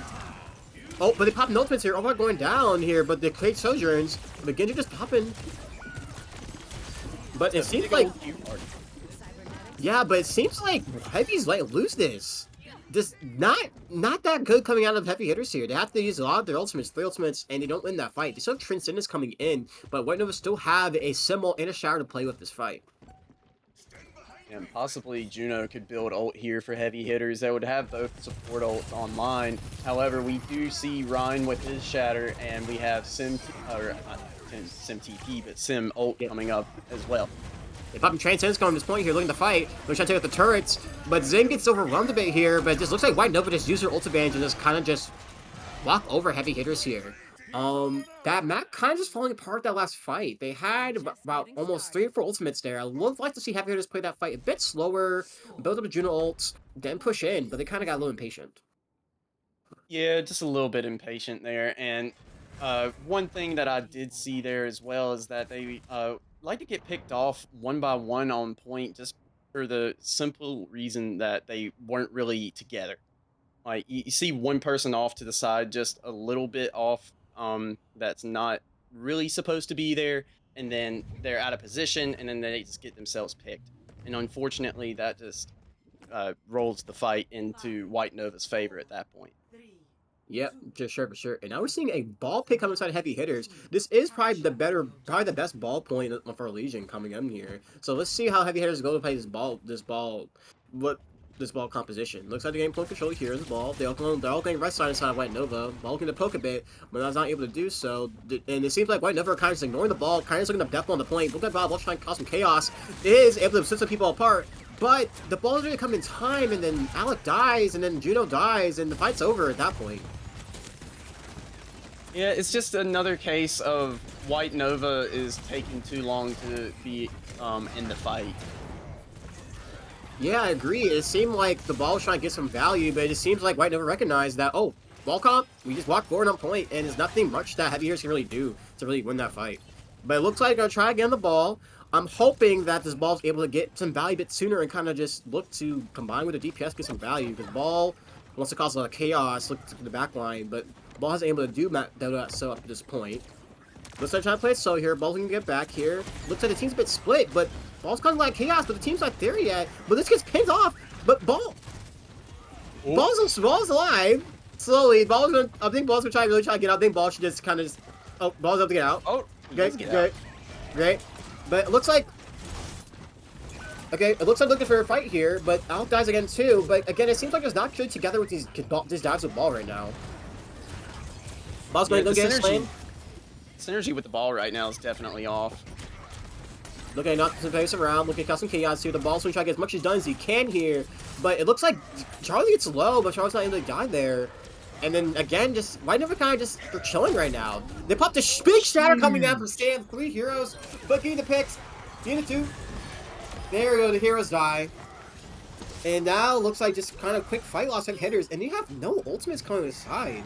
They're just these fights are just kind of like they're making the fights long, but heavy hitters aren't really doing much damage. It just looks like all they have is mines coming in this fight, and 70%. And White Nova have Overclock and most support ults. Yeah, again, it's just they're not taking the initiative to engage in a fight. I feel like they're taking this a lot longer of a time that they need to be trying to get set up, and it just doesn't ever work out for them. Yeah, agreed. It seemed like not doing this fight. Great panic on Sam. They have Blade almost there, but now it looks like Heavy Hitters gonna just pop the ults when they can here. But just White Nova just pressing Q to just try to just secure this fight for them. It looks like trying to go to Juno's just on point by himself. Juno gets 1 HP, Juno dies, and White Nova just cleaning up the rest of this team fight coming inside. And that just disaster coming in the side of Heavy Hitters, not even use really any of the ultimates. But it looks like Nyx is 1, Nyx gets 2. Wait, I kinda got too early. This gets 2 picks here. This makes this Heavy Hitters fight really, really winnable. These need to kind of stabilize, don't get heroes. But Genji does die here. But just there's only 3 heroes in the point. Looks like they're trying to fight this. Focus needed. But they're just to stay on the points is too much to the side of Heavy Hitters. And this Alec gets 1. Alec gets 2. And the defense are just pulling ticks right now, and it looks like this fight is extremely chaotic on the side of Heavy Hitters. What could Ball's bread and butter is just the chaos coming in here. Looks like Sojourn gets half, but just the picks aren't coming fast enough though, and the heroes are coming back, and they C9 the point. Oh no! Oh no! Disaster Heavy Hitters. The defense are trying so hard to turn that fight, but White Nova were just chilling. It seemed like Bright Nova were playing Overwatch and Easy Mode in that map. Just sitting there, holding shields, swinging, sustaining. They didn't have to do much. The ball from how to go against them, but they really weren't able to get anything done.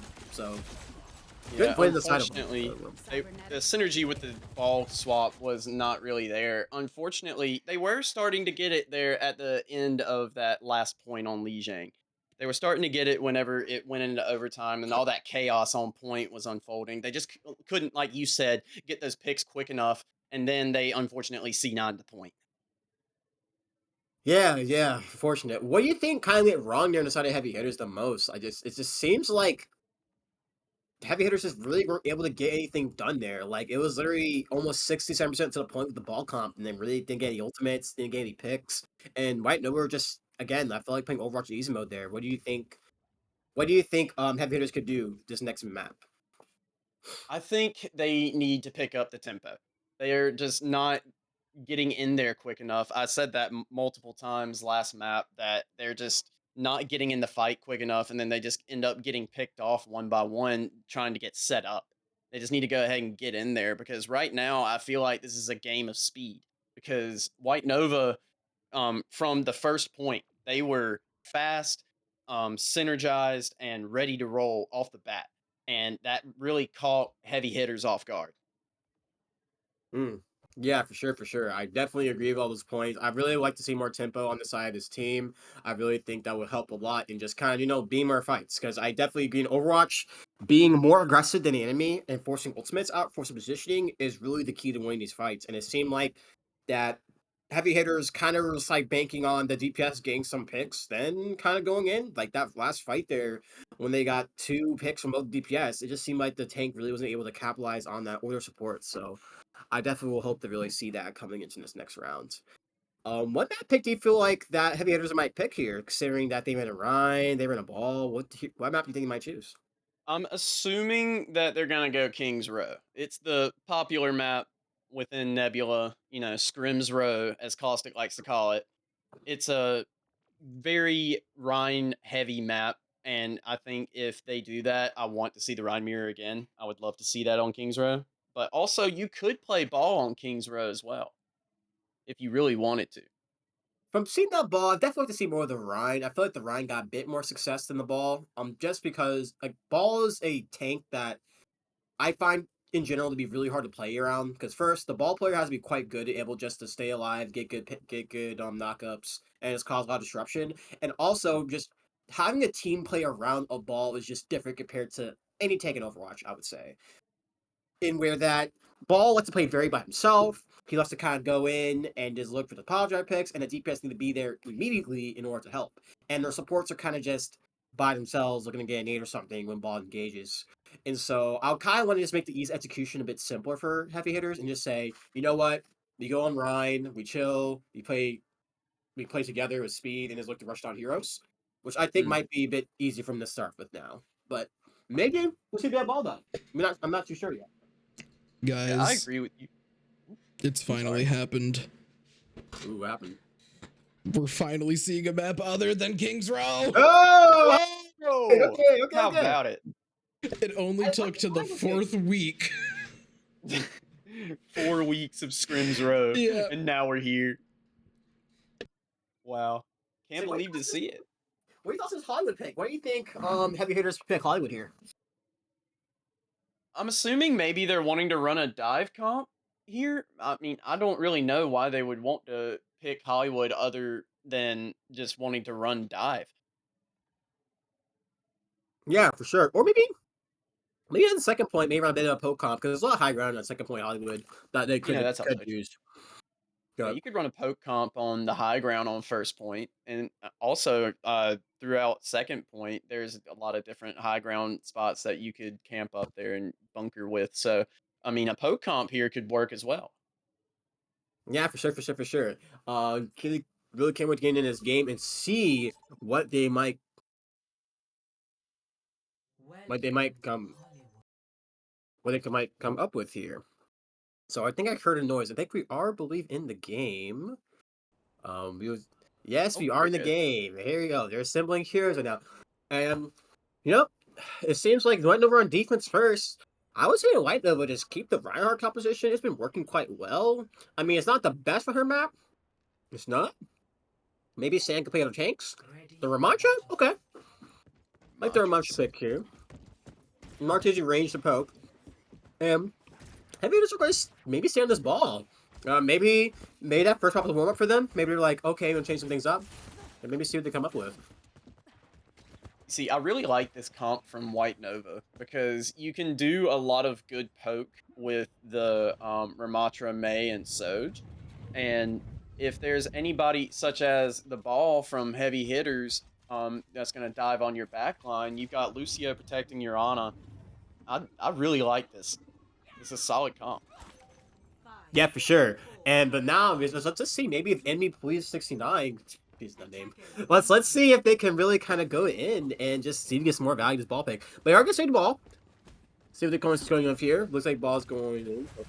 I like up here. Good slam beside the ball, getting to a good value out. Forcing the wall out. This is looking pretty good on the side of heavy hitters, just play a bit like old walls, May walls down. Let's look for a flank. And look as they go for the fight. And far on the high ground looking for picks here. On by herself on the side. Probably just slow, but not able to get the pick here. And it seemed like they're trying to stabilize a bit, take a little bit more damage.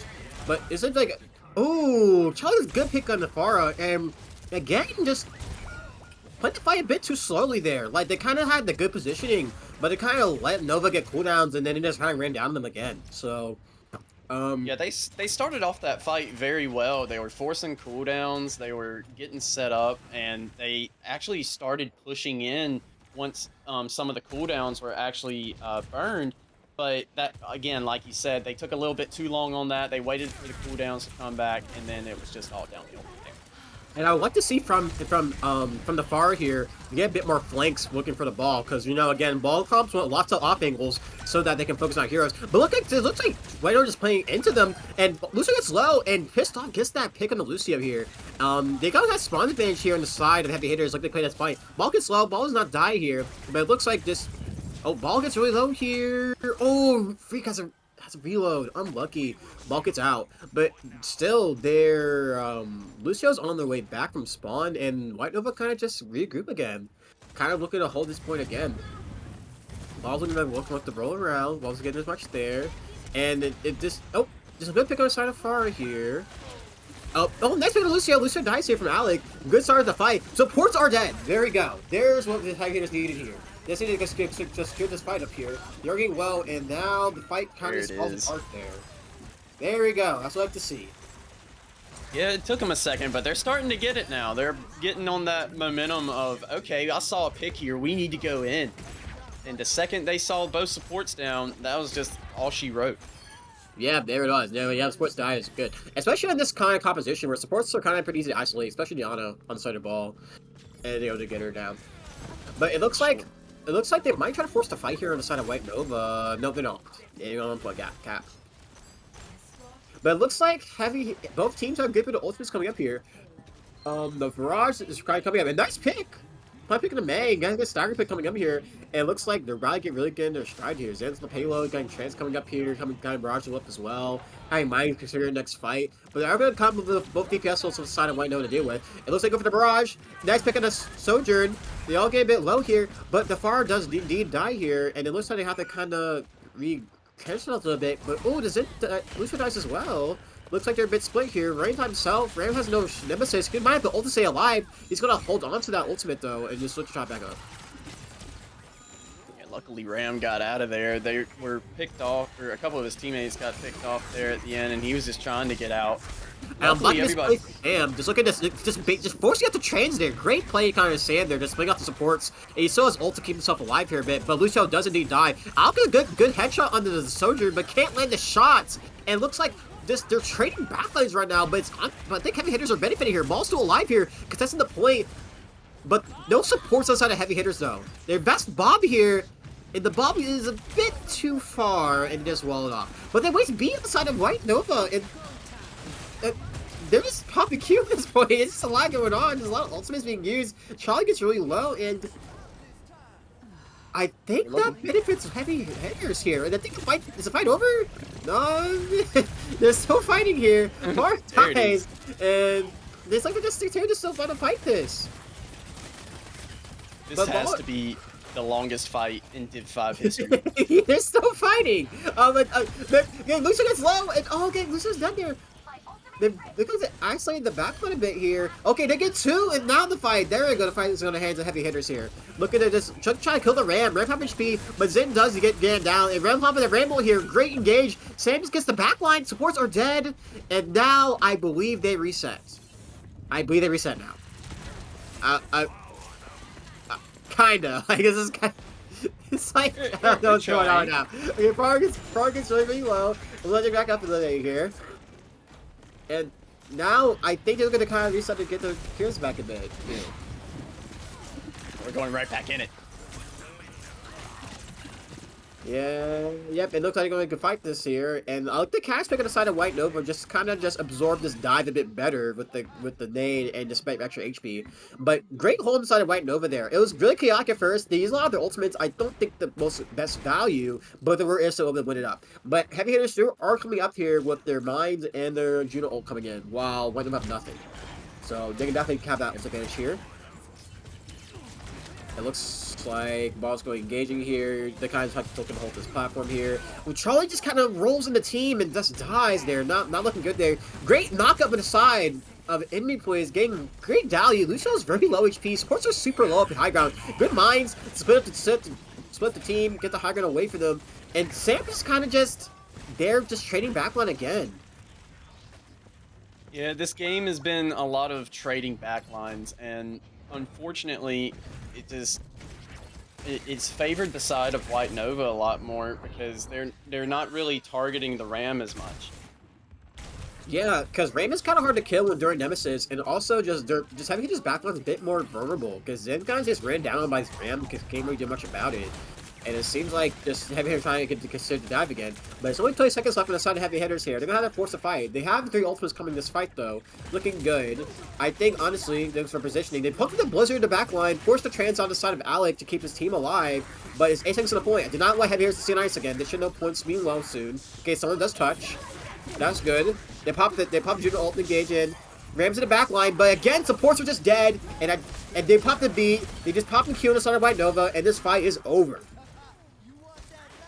Big old happy Q party. We love to see those.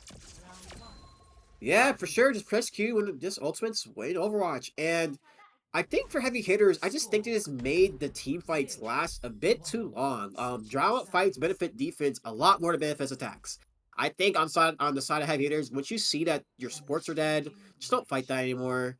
Back up, regroup, look for positioning again, and start the next fight. And I feel like they really were able to get too many full-on fights there and kind of like draw into chaos a bit, which worked for them for some fights. But most of the time, White Nova kind of just knew the memo. If balls in our backline, look at their own supports because their supports can't really do much against Ram. Like, what can Juno do? Like, Juno might get a speed reading away, but Ram has speed during shifts, and he just runs her down. Same with the Zen. And they didn't really do well to peel against the Ram. And so I like what we're doing there to get It seems like Heavy Hitters are going to run the ball again on defense. What are your thoughts on this? Do you think this ball comp is working for them? I feel like they should probably swap back to the Rhine comp because I feel like that worked a little bit better than the ball. However, like you said, if they can secure picks early within this ball comp, it works out pretty well.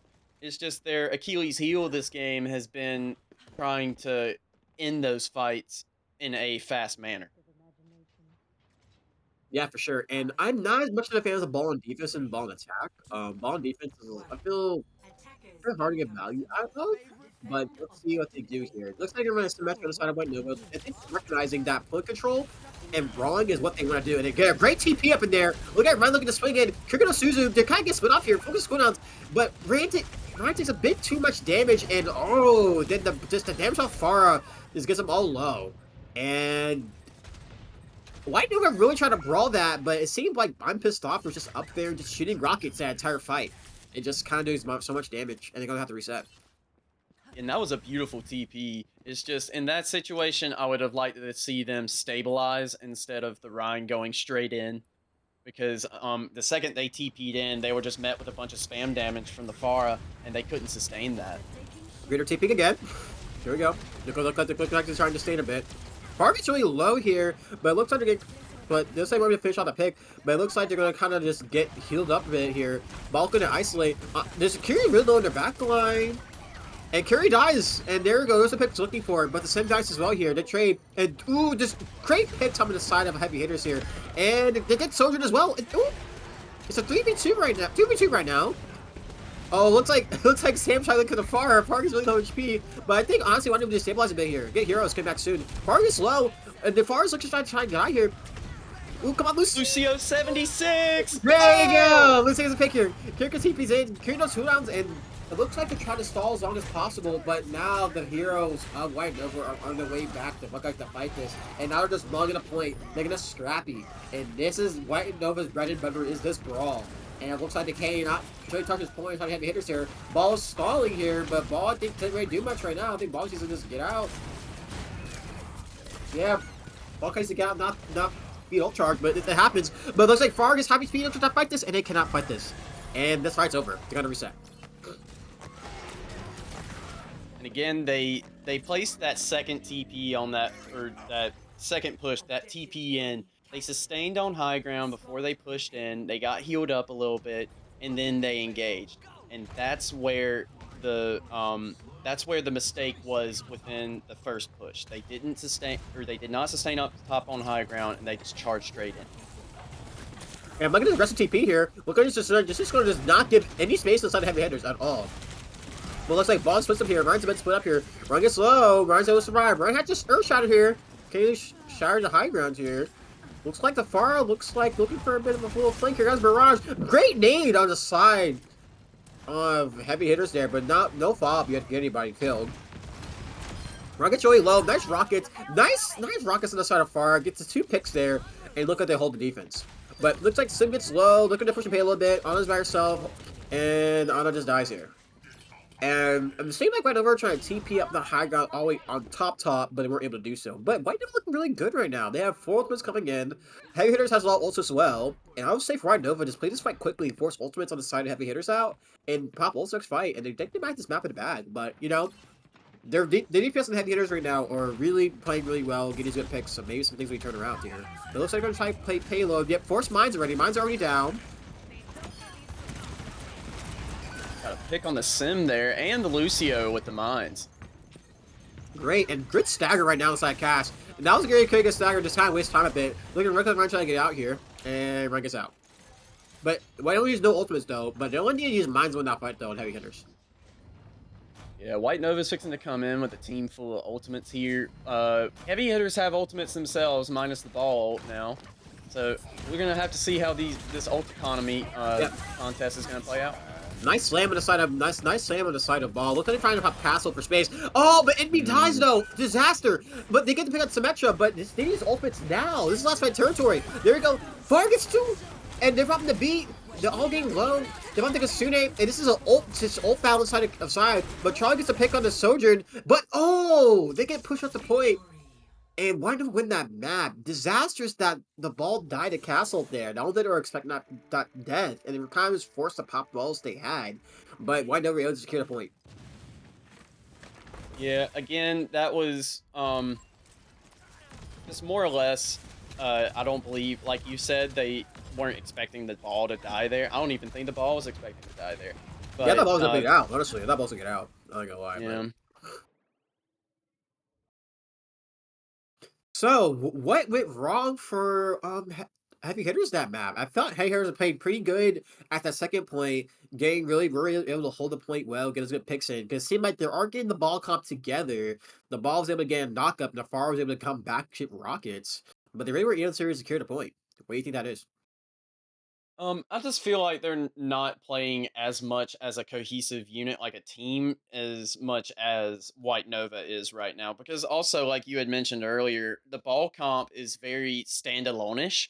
Like the ball likes to play by himself and look for picks and try and disrupt what the enemy team has going on. But also within that same vein, if you're gonna be engaging with the ball, there's gonna have to be a lot of synergy there, and it just doesn't seem that they are on par with it currently. The comp itself is a decent comp ran by them. It's just I feel like the Rhine comp that they ran on Lijiang would work better in this situation. Mm, I agree, especially with maps that aren't fully characters ball. Like Hollywood's a pretty decent map for ball, but I feel like there's better maps out there for the hero.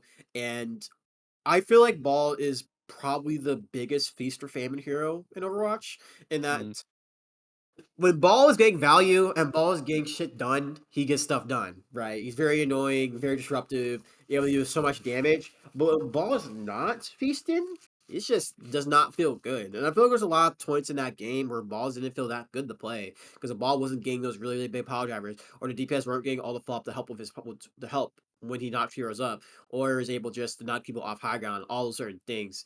And so I would like to see from heavy hitters just a bit more heroes that have more consistent value throughout the fight, like the Ryan, like you said before, and play with that rather than having to kind of put all your eggs in this ball basket, which right now has not been super successful for this team. for sure. And again, the comp itself, I wouldn't rule it out completely. One thing I would say for this team is that practice this in scrims, because you guys have a decent hang of it. It's just it's not as consistent as the Rhine comp. I feel like if they were to hunker down and train on it for a couple of weeks, they could probably be a team to be reckoned with in Div 5 with that comp.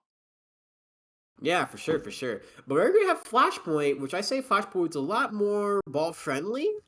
So maybe we see you get maybe like a Servasa perhaps on the side of heavy hitters for the ball composition, or maybe a queen mirror. I'm not sure. I love casting queen mirrors because they're just so fast paced and so much going on so quickly. Yeah, we Queen mirrors have been very popular on Flashpoint maps, so it wouldn't really surprise me at all to see that. I could definitely see the ball here as well. And to be quite honest, they could. I've seen teams run Rhine Brawl on Flashpoint that actually works out really well. So I wouldn't be surprised if I saw a Rhine Brawl comp as well. Yeah, yeah, for sure, for sure, for sure. So while we wait for this next map to be chosen, what do you feel like is the comp you want to see like the most? Like you want to see some more Sigma, some more Diva? Like what are you looking to see? Honestly, I feel like if heavy hitters are going to run the dive, I feel like they should probably swap the ball for either a Winston or Diva, because I feel like that just works out better in today's meta than the ball. And you could play a lot better with your team as a Winston or Diva, because I mean, yes, they are dive tanks, but they're not as standalone-ish as ball is when it comes to engages and stuff like that. So I feel like if they were wanting to run a easier version of dive, substitute ball out for either Winston or Diva. Hmm. Yep, for sure, for sure. I would say maybe a Diva for Flashpoint in a sense because Diva has more mobility than Winston. Just able to Mhm. quickly kind of look to contest those high grounds. Let's get out if need be. And we do get Sarvasa here. Okay, I'm thinking with the Sarvasa pick, we might see Ball again because Sarvasa is a lot more friendly when it comes to Faro. There's a lot more, um, there's a lot more taller high grounds that sorry, taller pillars that she can use for cover while she's in the air, and also there's a lot more angles to take. So maybe we will see the ball composition here. We will about to be in game momentarily to see what they're looking like to run here. Yeah, I think we probably do end up seeing the ball comp here. I think that would be a very fair assumption, especially Yeah, since they've ran it on Lijiang and Hollywood. yeah, this is the first ball team I've seen, actually. Ball teams are quite a rarity because ball is like not the most popular tank hero. So Mhm. I do like casting ball for sure because, like, a good ball player is a treat to watch for sure. And the ball player has not been playing that bad, honestly. It seems like kind of sometimes the follow up is just not there, or maybe he's not calming when he's about to engage and not getting as much Irish follow up as you would like to when it comes to his power drives. So we Yeah. are in the game though, and it seems like we're gonna have some heroes chosen momentarily to see what heavy hitters do here. Let's see if heavy hitters can start off this reverse sweep here. I I love to cast first reverse sweep of the league. That'd be amazing to see. Ooh. We'll see, but we do So have the back end. yeah, White Nova's deciding to go with the Zarya here. That's an interesting pick. Zarya's interesting in ball. Zarya, I feel like doesn't do much. Like, okay, like Zarya doesn't get much charge in ball, right? Right. And Zarya doesn't want to look at the ball. So Mm. because Zarya does not like shooting heroes with much without armor. So it's Mhm. like Zarya's interesting here. Maybe they could get something I don't see here, so we'll see. And Alari and not a heavy hitters. This is a very interesting backline. Alari Juno of Genji, Ball. Wonder what the Alari kind of does in this comp. Maybe kind of like to anchor that backline a bit more.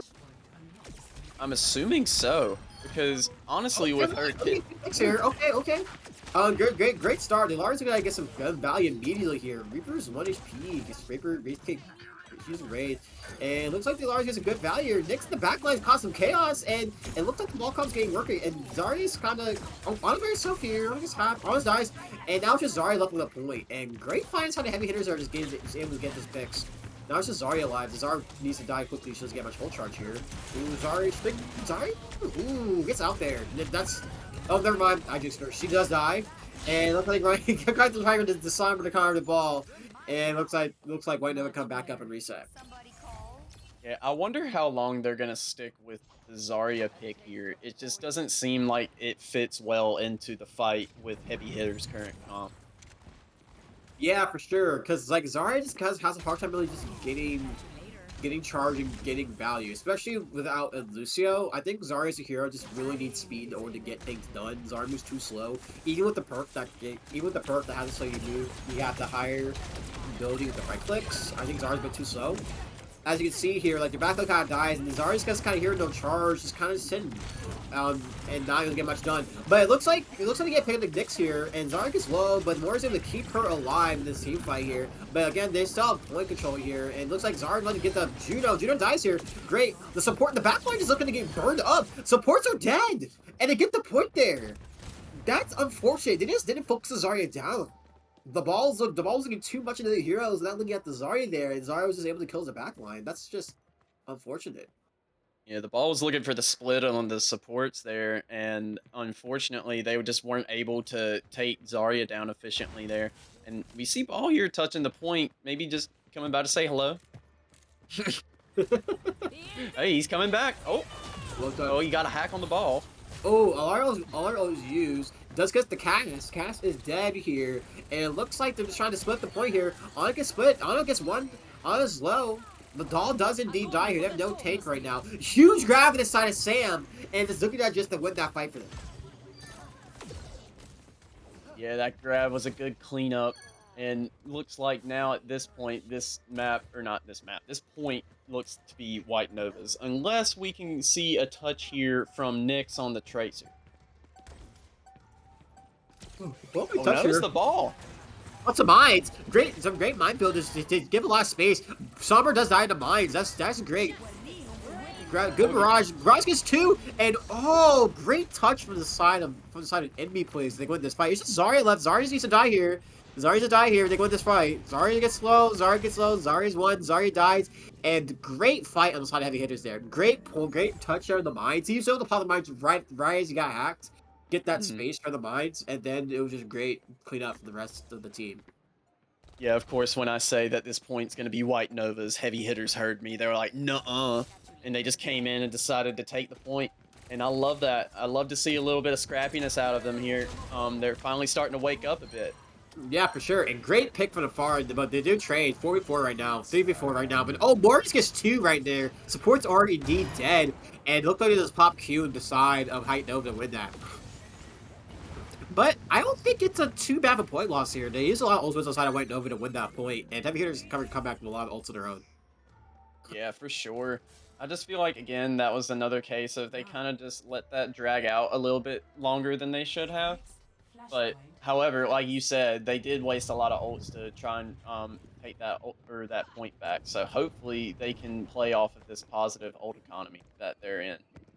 Yeah, because they do go there, because they already have Judo ult coming up, maybe close to the Light ult as well. And we do get a Reaper pick on the side of heavy hitters, which don't see how Reaper fits in this comp either, but maybe heavy hitters see something I don't see right now. But looking at the Sombra, Sombra is dead, and great start to the fight. And looks like they're trying to split it off. The backline's looking to try to get something more to fade. She's forcing HP in. And it looks like the support sounds like heavy hitters are dead, and it looks like trying to get a dive going, but they do get the cast. Cast is dead.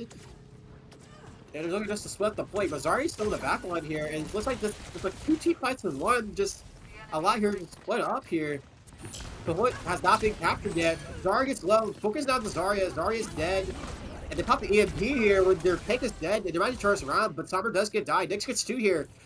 And it looks like the fight is over. That EMP was quite surprising considering the tank was dead, and I don't think there was able to turn around with that EMP. They probably should have that back, but I do switch to May. Yeah, I feel like that was just probably like a, oh, I'm about to switch ult, and hopefully it can just help out here. That's just what I'm thinking.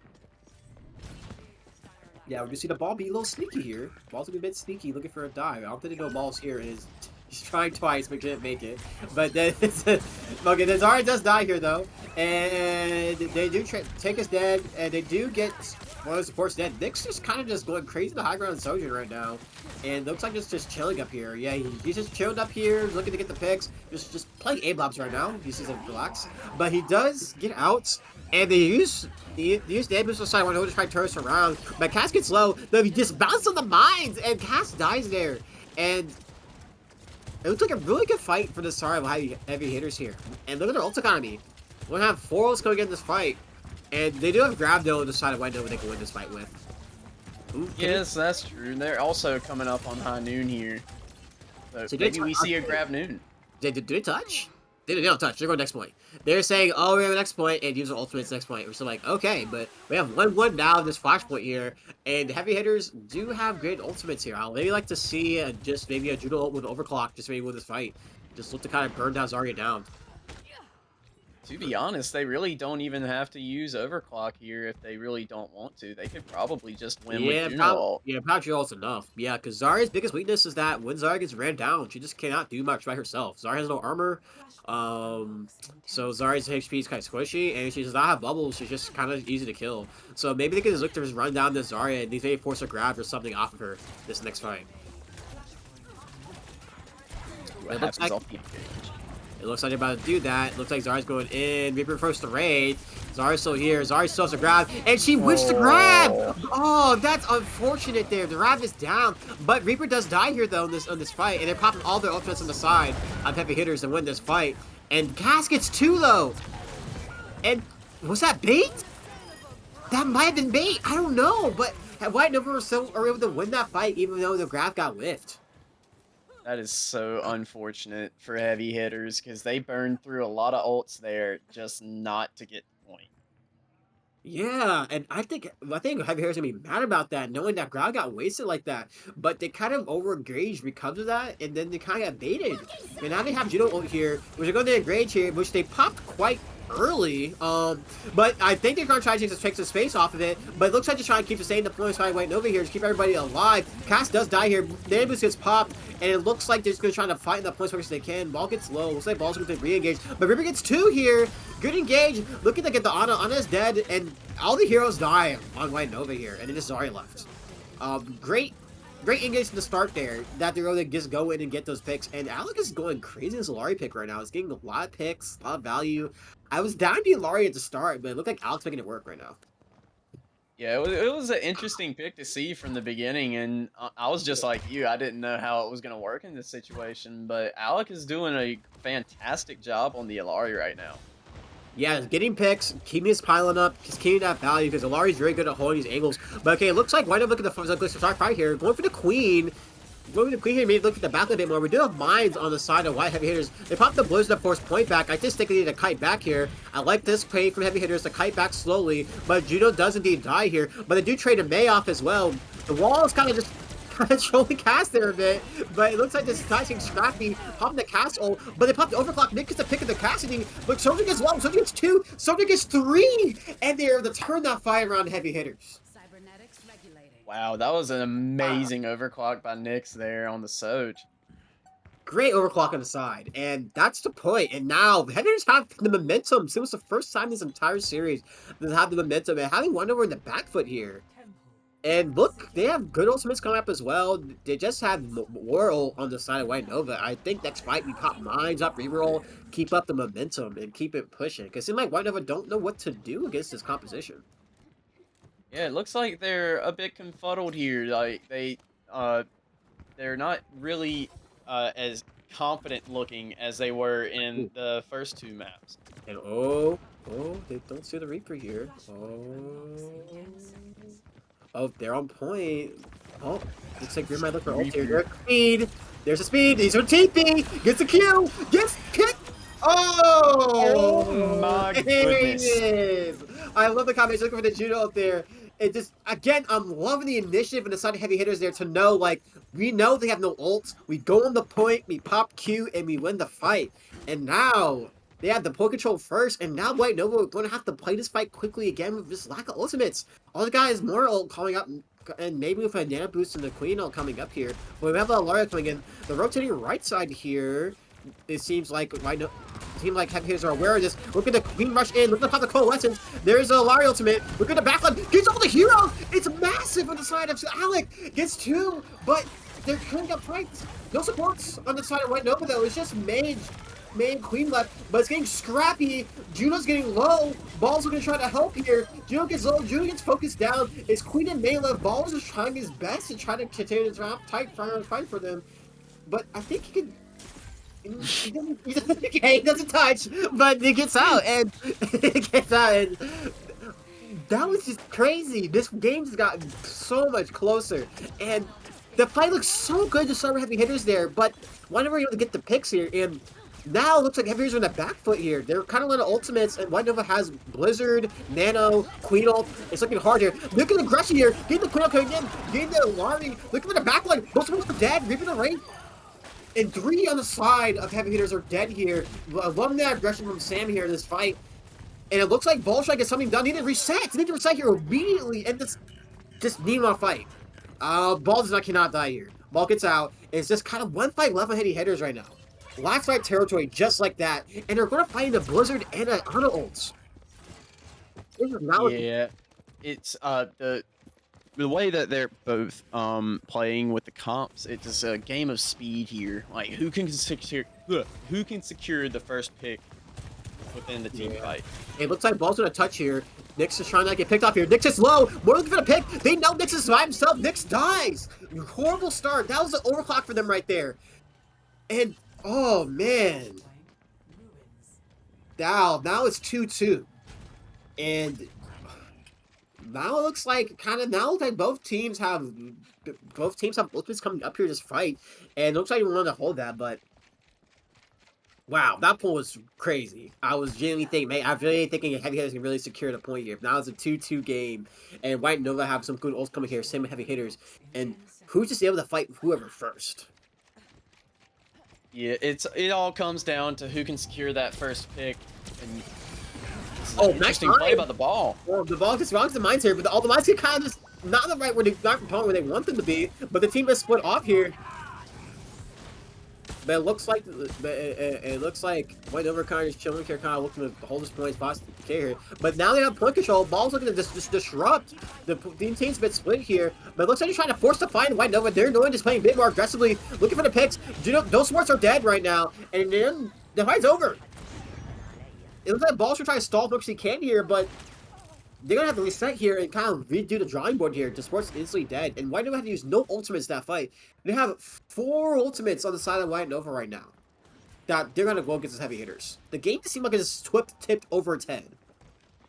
Yeah, it looks like the momentum's shifted back towards White Nova in this sense, and they're just looking to draw this out because Nice the longer the So they're gonna need to, I feel like Heavy Hitters needs to do some ultimates here. They need to do some ultimates here. And it looks like the get your pick. Okay, DPS are dead on the side of White Nova here. This one the fight's unable. On by yourself, I can split here. Looks like they're trying to look for the backline here, but they can see the cap right now. And Heavy Hitters cap here, but free. And this is interesting. No ults have been used yet. It seemed like some ults were used quickly, but Queen just quit up here. Nyx is low. Queen just took to reset herself. And now Ana by herself at a point. Ana just dies here. And Nyx is good for White Nova. This is gonna be a crazy fight. There's about to be 10 ults on the board right now. 10 ults on the board. Not sure what's gonna happen. I think as White Nova, we just maybe start ult slowly and then dump, because honestly, just do it quickly until White Nova here rush the fight. Look at the mines! Nyx is on the Queen ult. Queen ult here with the Nano Boost coming in here. The team gets split, but there's more dice here. And 4v4 fight, and a lot of ults have been used, but Heavy Hitters still have ultimates. They use the Ilaria ult, Ilaria ult to get the May, the boost has been used, and the Ilaria's coming in. Castle gets the supports, Ball is led, Nyx still getting picks, Nyx gets 2! Ooh. On his low as well, Nyx just pulling up picks out of his ass right there, and gets the 3! And now it's just, there's more to the point, no supports are right now on the side. There's no supports right now. They pop the Juno ult here, Moore is by herself, Moore is low, Moore is 1 HP, Moore no fade. Nyx is just going crazy right now, and just... Oh, Gem just... Cass is dead, May's just left. This is Queen left. May left next. And that's the game! Wow! yeah, Nyx Nyx going crazy that last point. Nyx was just in the back saying, I'm gonna play aim labs, click heads, and it will secure that their team that win. Wow. Yeah, This game is just how to say. It was the final countdown there for Heavy Hitters, because if they didn't get that win, they would have unfortunately been sent home with an L. So luckily, they found their momentum again, and they were able to get this win. Yes, and I'm loving the fact that this is not going to be 3 Overwatch, guys. We're going to have another game coming in here, and just... Heavy Hitters just coming right back in this game. I was really not sure what to expect. I'm like, oh no, are you out? But no, Nyx was like, you know what? This is the time. This is go time. Put the team in the backpack and go in and get these picks. Nyx killed like 4 or 5 heroes in the back, just turning around that fight completely. And Heavy Hitters are still in this game. Wow, this is a really, really exciting game. Legma, I'm just here. I just love casting this game. Yeah, I know. This is what are your thoughts on this? This is starting to get really interesting, because towards the beginning of this match, I could have made a statement saying that White Nova looked like they were gonna take this, but Heavy Hitters, they decided they're like, hey, look, like we can contend, we can do this if we just put our minds to it. And Nyx, like the Sojourn was just crazy on that final point. Like, they were just locking in on that Soj and got a lot of valuable picks for the team there, and said, you know what? We're not out yet. It looks like they're going to try and pull off this reverse sweep here, but I don't want to jinx anything, knock on wood. But it looks like the momentum's finally starting to go in Heavy Hitters' favor, and we get Shambali here for Escort. What do you think about that? I think when they see Shambali, they're thinking, you know what? We're going to play back, be more defensive, and play just kind of anti-ball because Shambali, it's a very defender-heavy map. There's a lot of high ground you could get in the first point, the second point. Not the flanks aren't amazing on this map, meaning that ball was not able to get as much value as you'd like to, and kind of bring more lower Sigma-ish type of comp and kind of play together. So I think that's maybe why they want this Shambali monastery pick here. Ball was definitely still playable in this map. I think we think you can play it, but it's not gonna be as good. And I think that Noverg's going to recognize that Nyx is kind of the one that's really just kind of really pushing this momentum right now, and maybe there might get focused a bit more here. So we'll Yeah, see. I We'll I see. agree with your statement on it because like you said, I believe they're starting to understand that the Soj is the problem here, and if they can force the ball to be uncomfortable in any sort of way, they can just focus on the Soj and get that problem out of the way immediately. Mm-hmm. Sure, for sure, for sure. Maybe see some Sigma. I'm gonna see Sigma all night. That's true. Sigma's a very map dependent hero. Some maps Mm. Sigma's really good at. Some maps Sigma's really bad at. This is one of Sigma's better maps. So maybe see some Sigma. Yeah, that's possible. I'd love to see a good Sigma. Mm-hmm. Yeah, for sure, for sure. Now we're in the game here, and let's see what picks White Nova choose here. Maybe see White Nova try this rush comp again. I didn't see Ryan picked at all that map. I don't believe. I don't think he picked Ryan at all on that flashpoint map. Well, Ryan I isn't don't too good believe so. either. But let's see a Ramacha here. I think defending's. Oh, seemed like Heavy Hitters changed heroes a bit. So I'm pissed off. Was playing DPS. Now he's playing tank, and Enemy is playing DPS now. So maybe curable reasons. Oop, pause. Little switch around, and now we get a glorious pause. All right. Not sure what that's all about, but we're going to get into the game quite shortly. And it seems like maybe how Heavy Hitters does things is they have different, like they already have a lot of flex players, where the flex player is like, oh, I can play this tank, and like we can swap here and here, and they Mm. decide to play I'm pissed off on the tank instead, and see a Torbjorn on defense of Shambali, which I think is one towards better maps because this turret's kind of hard to kill when it's really far back. You have to kind of Mm. have to really like kind of look to really focus it down. Like when you look for a line or something, take out the turret. The turret isn't completely free value. Sorry, the turret is it's not completely free value, but the turret is going to get a lot. And Torb can either sit back and shoot his Cheetos because Torb just literally shoot Cheetos main and just look to get full charge off of it. Yeah, I really like the Tord pick here, especially with Nyx on Soj, because then they can just sit back and get that good poke damage that you were talking about earlier. Um, and they also have good poke with the Ramatra here, and if they decide to try and come up and brawl on them, you got Torb's E. You Soj can glide away, reposition to get a better sight line. You got Sigma or no, excuse me, Ramatra and his shift. This is a really good comp by heavy hitters. Yeah, for sure. And also, Torb just paid to kill. Torb's armor, Torb's hitbox is kind of chubby, but maybe it's just me, right? I always do hard to touch on Torb one. And also in Overload, you just get instant armor back and you get move speed. So Torb is kind of a hero that is not the easiest hero to kill, which kind of benefits some hitters in this defense. I'm sorry, San. Your mic was not the best through that. I couldn't understand. Oh, really? Oh, my bad. It's my Yeah. ping. Shit. Is Oh it no, better you're now? good. Yeah, it's better now. Okay. But I was just anyway. I was talking about the Torbjorn and stuff. So we do see a Echo. I That's an believe interesting pig. That'll be the first time we see an Echo this game, I believe. yeah, yeah. Echo's been interesting in this meta so far, in which Echo's never bad, but there's just times just as better heroes than her to play, and Echo's usually played in dive compositions, Mm.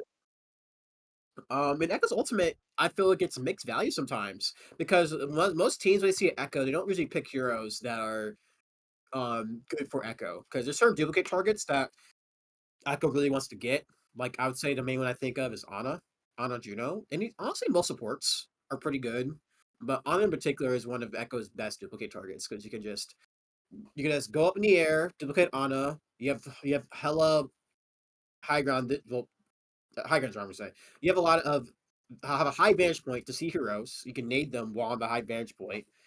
and then get your Nana Boost really quickly and just get that instant value, which makes her a pretty good duplicate target. But Echo in general is really decently dependent on how good your duplicate targets are. There are certain games where just duplicates aren't that good.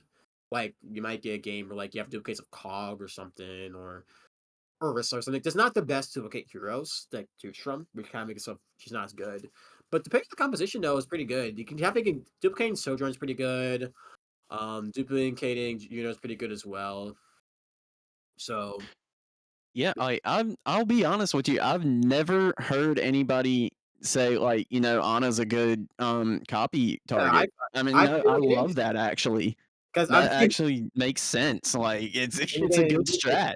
you can glide up high ground, right? Honestly, in the back line, you duplicate her, you nade as soon as you jump, and you have such great angles to nade. You can at least get somebody, or two heroes, and then you back up and build Nano Boost, because Nano Boost builds up very quickly, and you just get Nano, and it's a great combination. Like, supports in general are usually the best duplicate targets, in my opinion, because their ultimates are so powerful, it's instant value, a lot of sports. And certain DPS picks are good too, like Tracer. Tracer duplicate's very good because you can get pulse bombs like crazy. Like I think literally, if you shoot like half your clip on a hero, you get pulse Right. and everything. But that's what Echo. Her skill expression though is really just determining who do you need to duplicate in what point of the fight, or like when you should duplicate somebody, and that's a pretty good point. So Yeah, it seems that for the reason for the pause, it just looks like somebody off of White Nova's not there anymore. Can't might be remember. I'm assuming somebody might have DC'd maybe? yeah, perhaps so. Perhaps a DC. Yes, But Tristo DC'd, and we are working on getting another White Nova player in here. Okay, sounds perfect. yeah, good. Thank you for the update. And yeah, I wonder if Nyx plays any other hit scan heroes. Like maybe like I wasn't even paying attention if Nyx was playing anybody else with Sojourn. That's the pick that was like, oh man. I think maybe we saw Yeah, pass on them or something. I want to say I saw a cast at some point, but I don't know if it was Nick's. Yeah, that was from Charlie. Oh, okay, that's right. Yeah, Charlie was playing the Cassidy and getting some good thing out of that.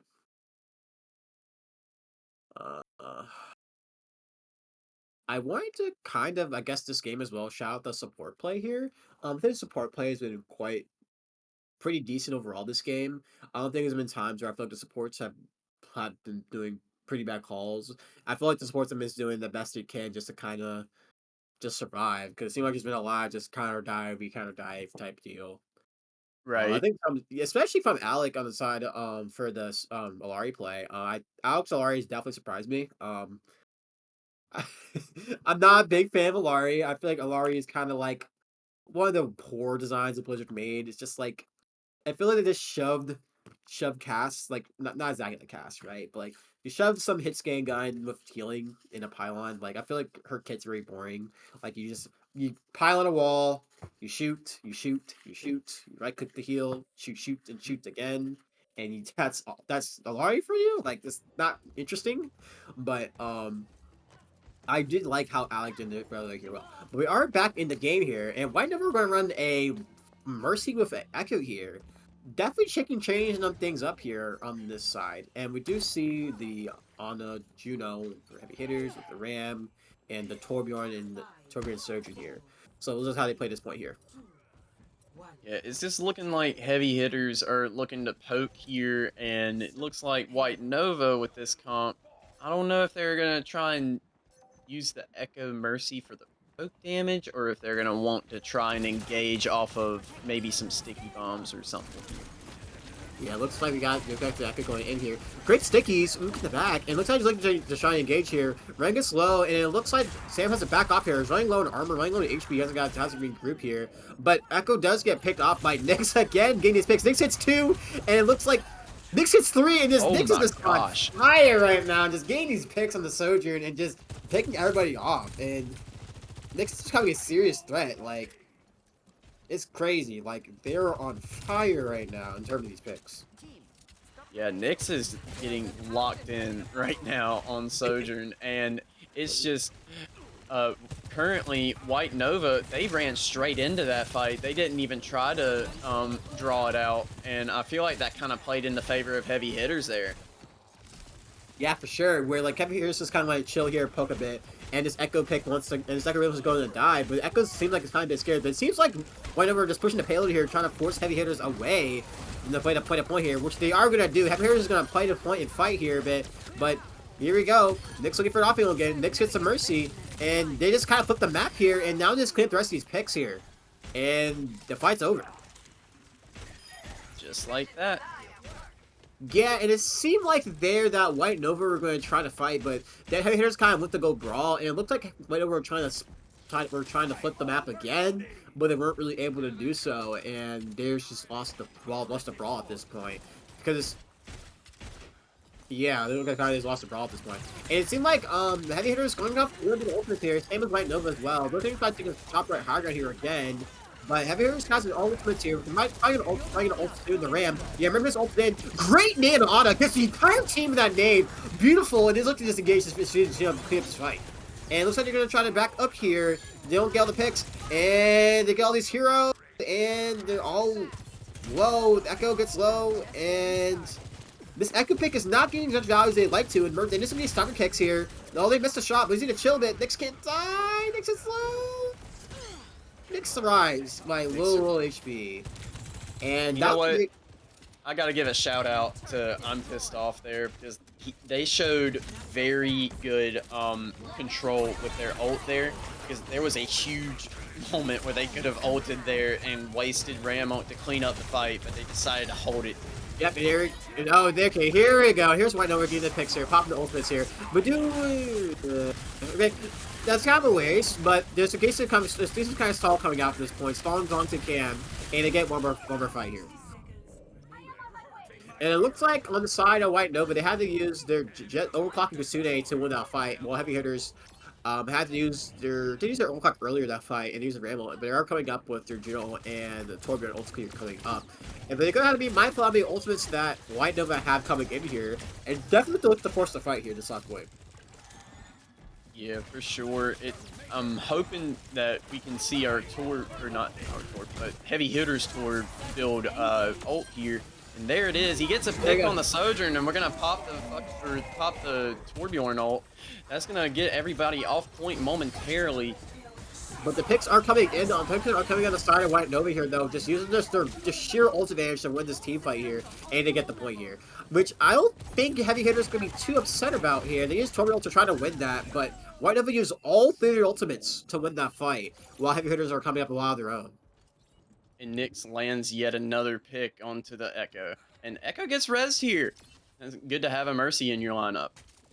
Yep, Echo does get rezzed here. But on the side of heavy hitters, I would like to try and force the fight early with this Judo over here. Just look to take some space and look to just try and win this fight, because they do have the ult advantage coming up here. And they're just kind of playing that Judo, which you cannot play against when you're on the side of White Nova. And looks like they're looking for it momentarily. Looks like the E's going through. Looks like Ram's going in. Ram's engaging. Ram's looking to punch in. But looks like Nyx is taking a little flank here. Not even getting much out of it. They're looking to watch the Sojourn. Nyx gets low. But it seems like heavy hitters are kind of hesitant to take a fight. I want them to fight here, but they're kind of just chilling a bit. Really, really long. But Mercy dies. Nice pick on the side of Nyx to get the Mercy. And now they pop the Judo ult. Now they just clear the rest of the fight. Here we go. And we got all the picks. And everyone else dies there. I would have liked to see that Judo a bit earlier, but we did end up securing the fight in heavy hitters. Yes, for sure. And again, I feel like that was another fast fight that heavy hitters won there, and they're able to pick up the speed and pick up the tempo. If they can run the tempo of every fight, they win.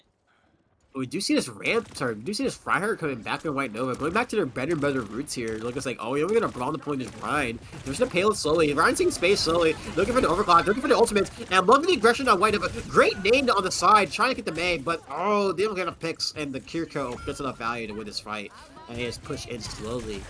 I love that aggression on White Nova saying, we know we have ultimate, so we're just going to play faster than you guys, just using Sune Rush to push, and they were able to win that fight, and not even allow heavy hitters to use the ultimates they had. They still have Nano Boost and Remo coming in this fight here on the side of heavy hitters, looking to kind of fight this sooner. But I really like to see heavy hitters be a bit more aggressively here with the ultimates coming up here, not let White Nova get confident and get his momentum back up again. Yeah, for sure, because if they can end the fight, they should. It needs to be ended as quickly as it can for heavy hitters to have a chance in this one. Yeah, because Ryan does so much sustained damage for that fight. Lovain trying to engage her. Great nade on the side. Pissed off is naded, and they do get Torbjorn low. And I just love the aggression of White Nova saying, it's go time, go time, go time. Get the picks, but they do trade a point for a fight. Nyx does die here, and Sisima now is just currently a 3v4 right now on the side of the hitters. They still look at the hold here. Pop the overclock. Looking to try to end this fight early. Getting the pick on the supports, but Charlie does die here. Sand does swing. And they do get the... And they do get the picks they wanted to here. And White Nova just kind of pushes momentum. They just need to stop the bleeding down side of heavy hitters. Just pop once they have. This is last fight territory right now. They do have the Torbolt to split them up. But doesn't make any ultimates out. They still have Rainbow on the side of Sam. They pop the beat to engage on the side of White Nova here, and it looks like they try to split off the Tor gets split off here. Great shatter. Look like to try to get the ramp. Ramp gets low, and it's just Ana and Sojourn left on the side, and the turret hits Lucio there.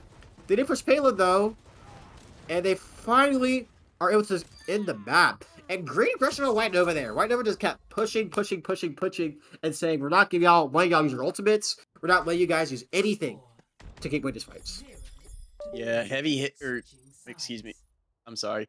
White Nova just decided to shove it down their throats that fight. They were not allowing a single ounce of oxygen to be breathed. They were in their faces. It was just all gas, no brakes from the second point on.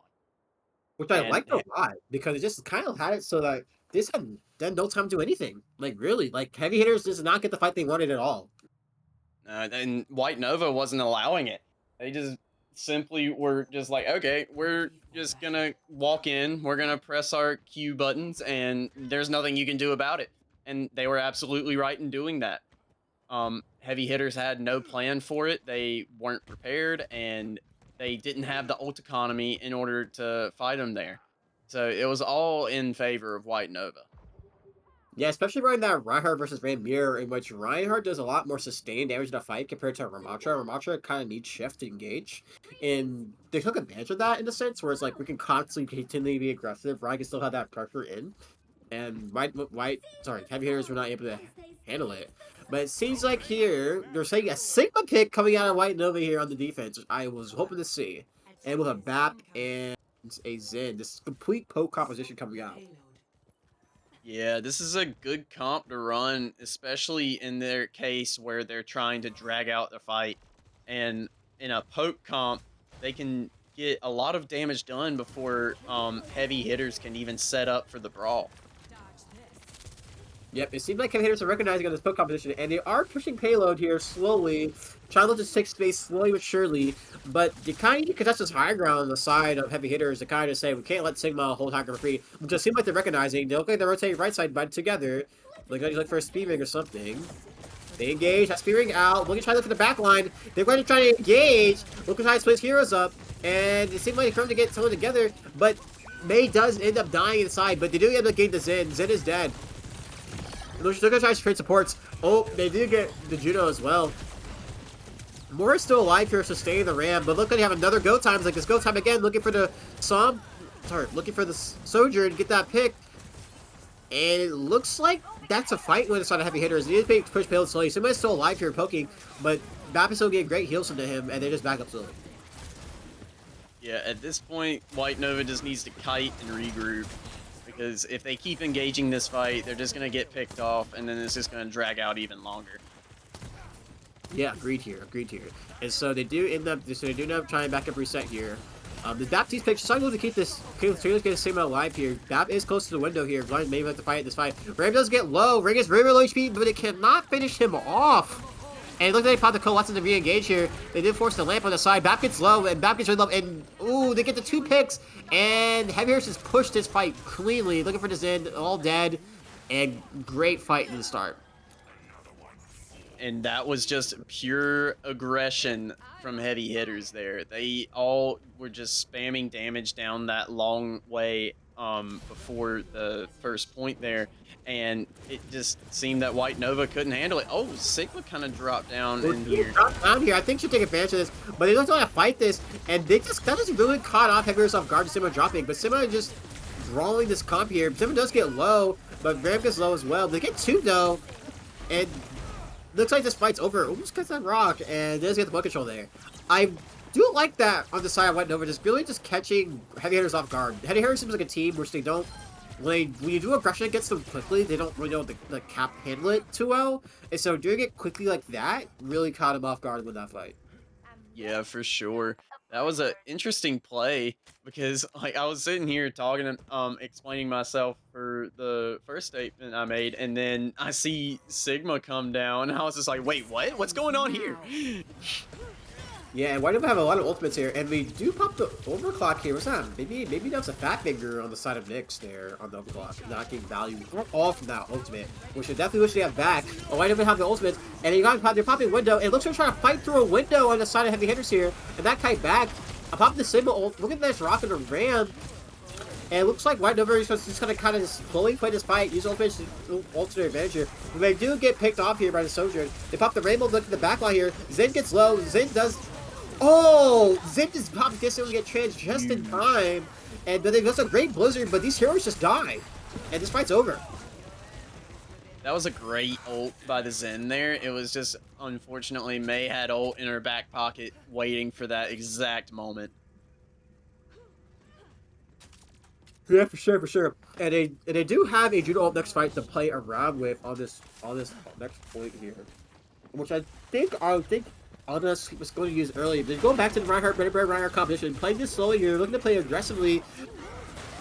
The wall is down here, looking for the Blizzard. A great pin on Sam to get the Moira. They get 2, and they just clear up the rest of the fight. And Sam's Reinhardt this game has just been immaculate. Just gained the pins, gained the value, gained the space.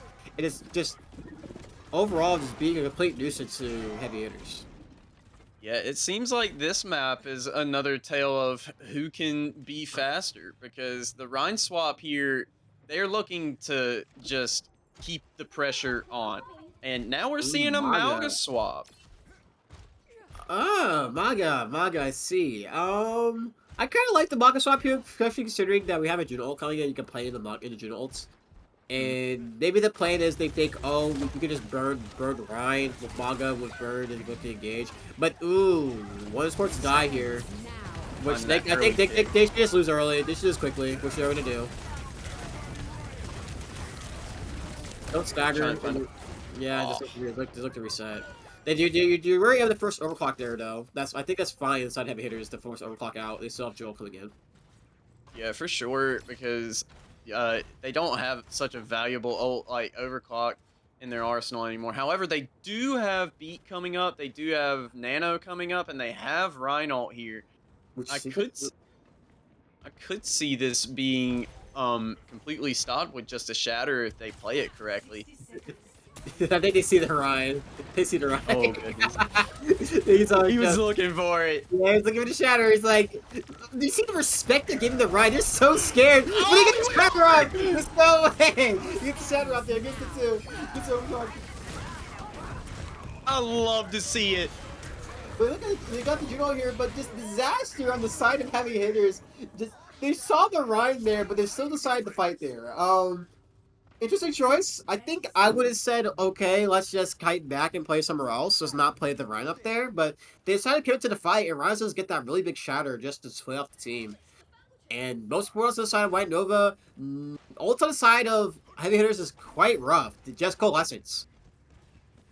Yeah, the Rhine came in there from the top rope and decided to just rain on everybody's parade. And Ernest Sleep dies early again. Nyx is in the back line. Nyx hits 2. Nyx is saying, I'm not trying to lose just yet. And then they're going to pop them to both supports looking on the Rhine. Ryan's able to get the pin. Great boop on the side of Tristo. Oh, sorry, the Dutch stuff. On the side of the Maga, and then they pop the Blizzard on the point, and I think that's game. Yep, that's gonna be game for White Nova. Wow, that was kind of anticlimactic there. I thought I had a bit more time, but White Nova was able to secure the map, secure the game, and secure the W. Yeah, White Nova played that map very well. I feel like you said at the beginning of this one, they were looking to slow it down or at the very least get some distance between heavy hitters in them. And that's why they decided to go Shambali for the poke comp, and it worked out very well in their favor. But also, whenever they were running their brawl comps with the Rhine, they were just not letting up for a second. And that's exactly how you should be playing a comp like that. Very well played by White Nova. Yeah, agreed. And just overall, just keeping up the mental stuff. Nyx was really getting a good game on this on Saravasa to really just secure that point. But overall, just from shows and stuff, it seemed like in this game, White Nova were the better team in terms of the aggression, the ult usage, everything in between. White Nova was able to go in and secure it. And so Yeah, I think it's time to choose our MVP. Who do you think got MVP this game? Um, that's a good question. I really liked Sam on the Rhine there on last map. They were doing fantastic on the Reinhardt because it was again like I had said earlier, it was just they were not letting up and their backline and also the DPS were allowing the Rhine to play so aggressively. Um, so I think I'm gonna go Sam here. Yeah, I'm thinking Sam too, but I was thinking maybe a kind of little sleeper MVP is probably GXT. I think he had a really solid support game this game. Mhm. Just honestly being that background, I really like the City usage. I really like the honor use, the Nan boost as well, and just kind of really just there to help support the Rhine. And I really like to give some more support love out there. So that's what I'm gonna call my MVP to be. I think it's GXT. I think he had a Okay. pretty good game. Hey, I respect that. We all love our supports around here. But that is the series. What some really good games tonight. The scoreline does show 3-1, but the games were just really, really close. And we do have my team playing tomorrow at 8 p.m. So if you could come to that, that'd be great. Against I think one of my one of their casters as well. So got that coming up. Nice. Well, I'll for sure be watching that game because I enjoy watching the Leviathans play, to be quite honest. So I'm definitely gonna be there watching that. Yeah, for sure. So I think with that, we're gonna wrap up the night, I believe. So with that, I want to say thank you everyone who has watched the stream, watched the games. We do appreciate every each one of you coming in and making the chat active, making this org great. And we will see you guys tomorrow.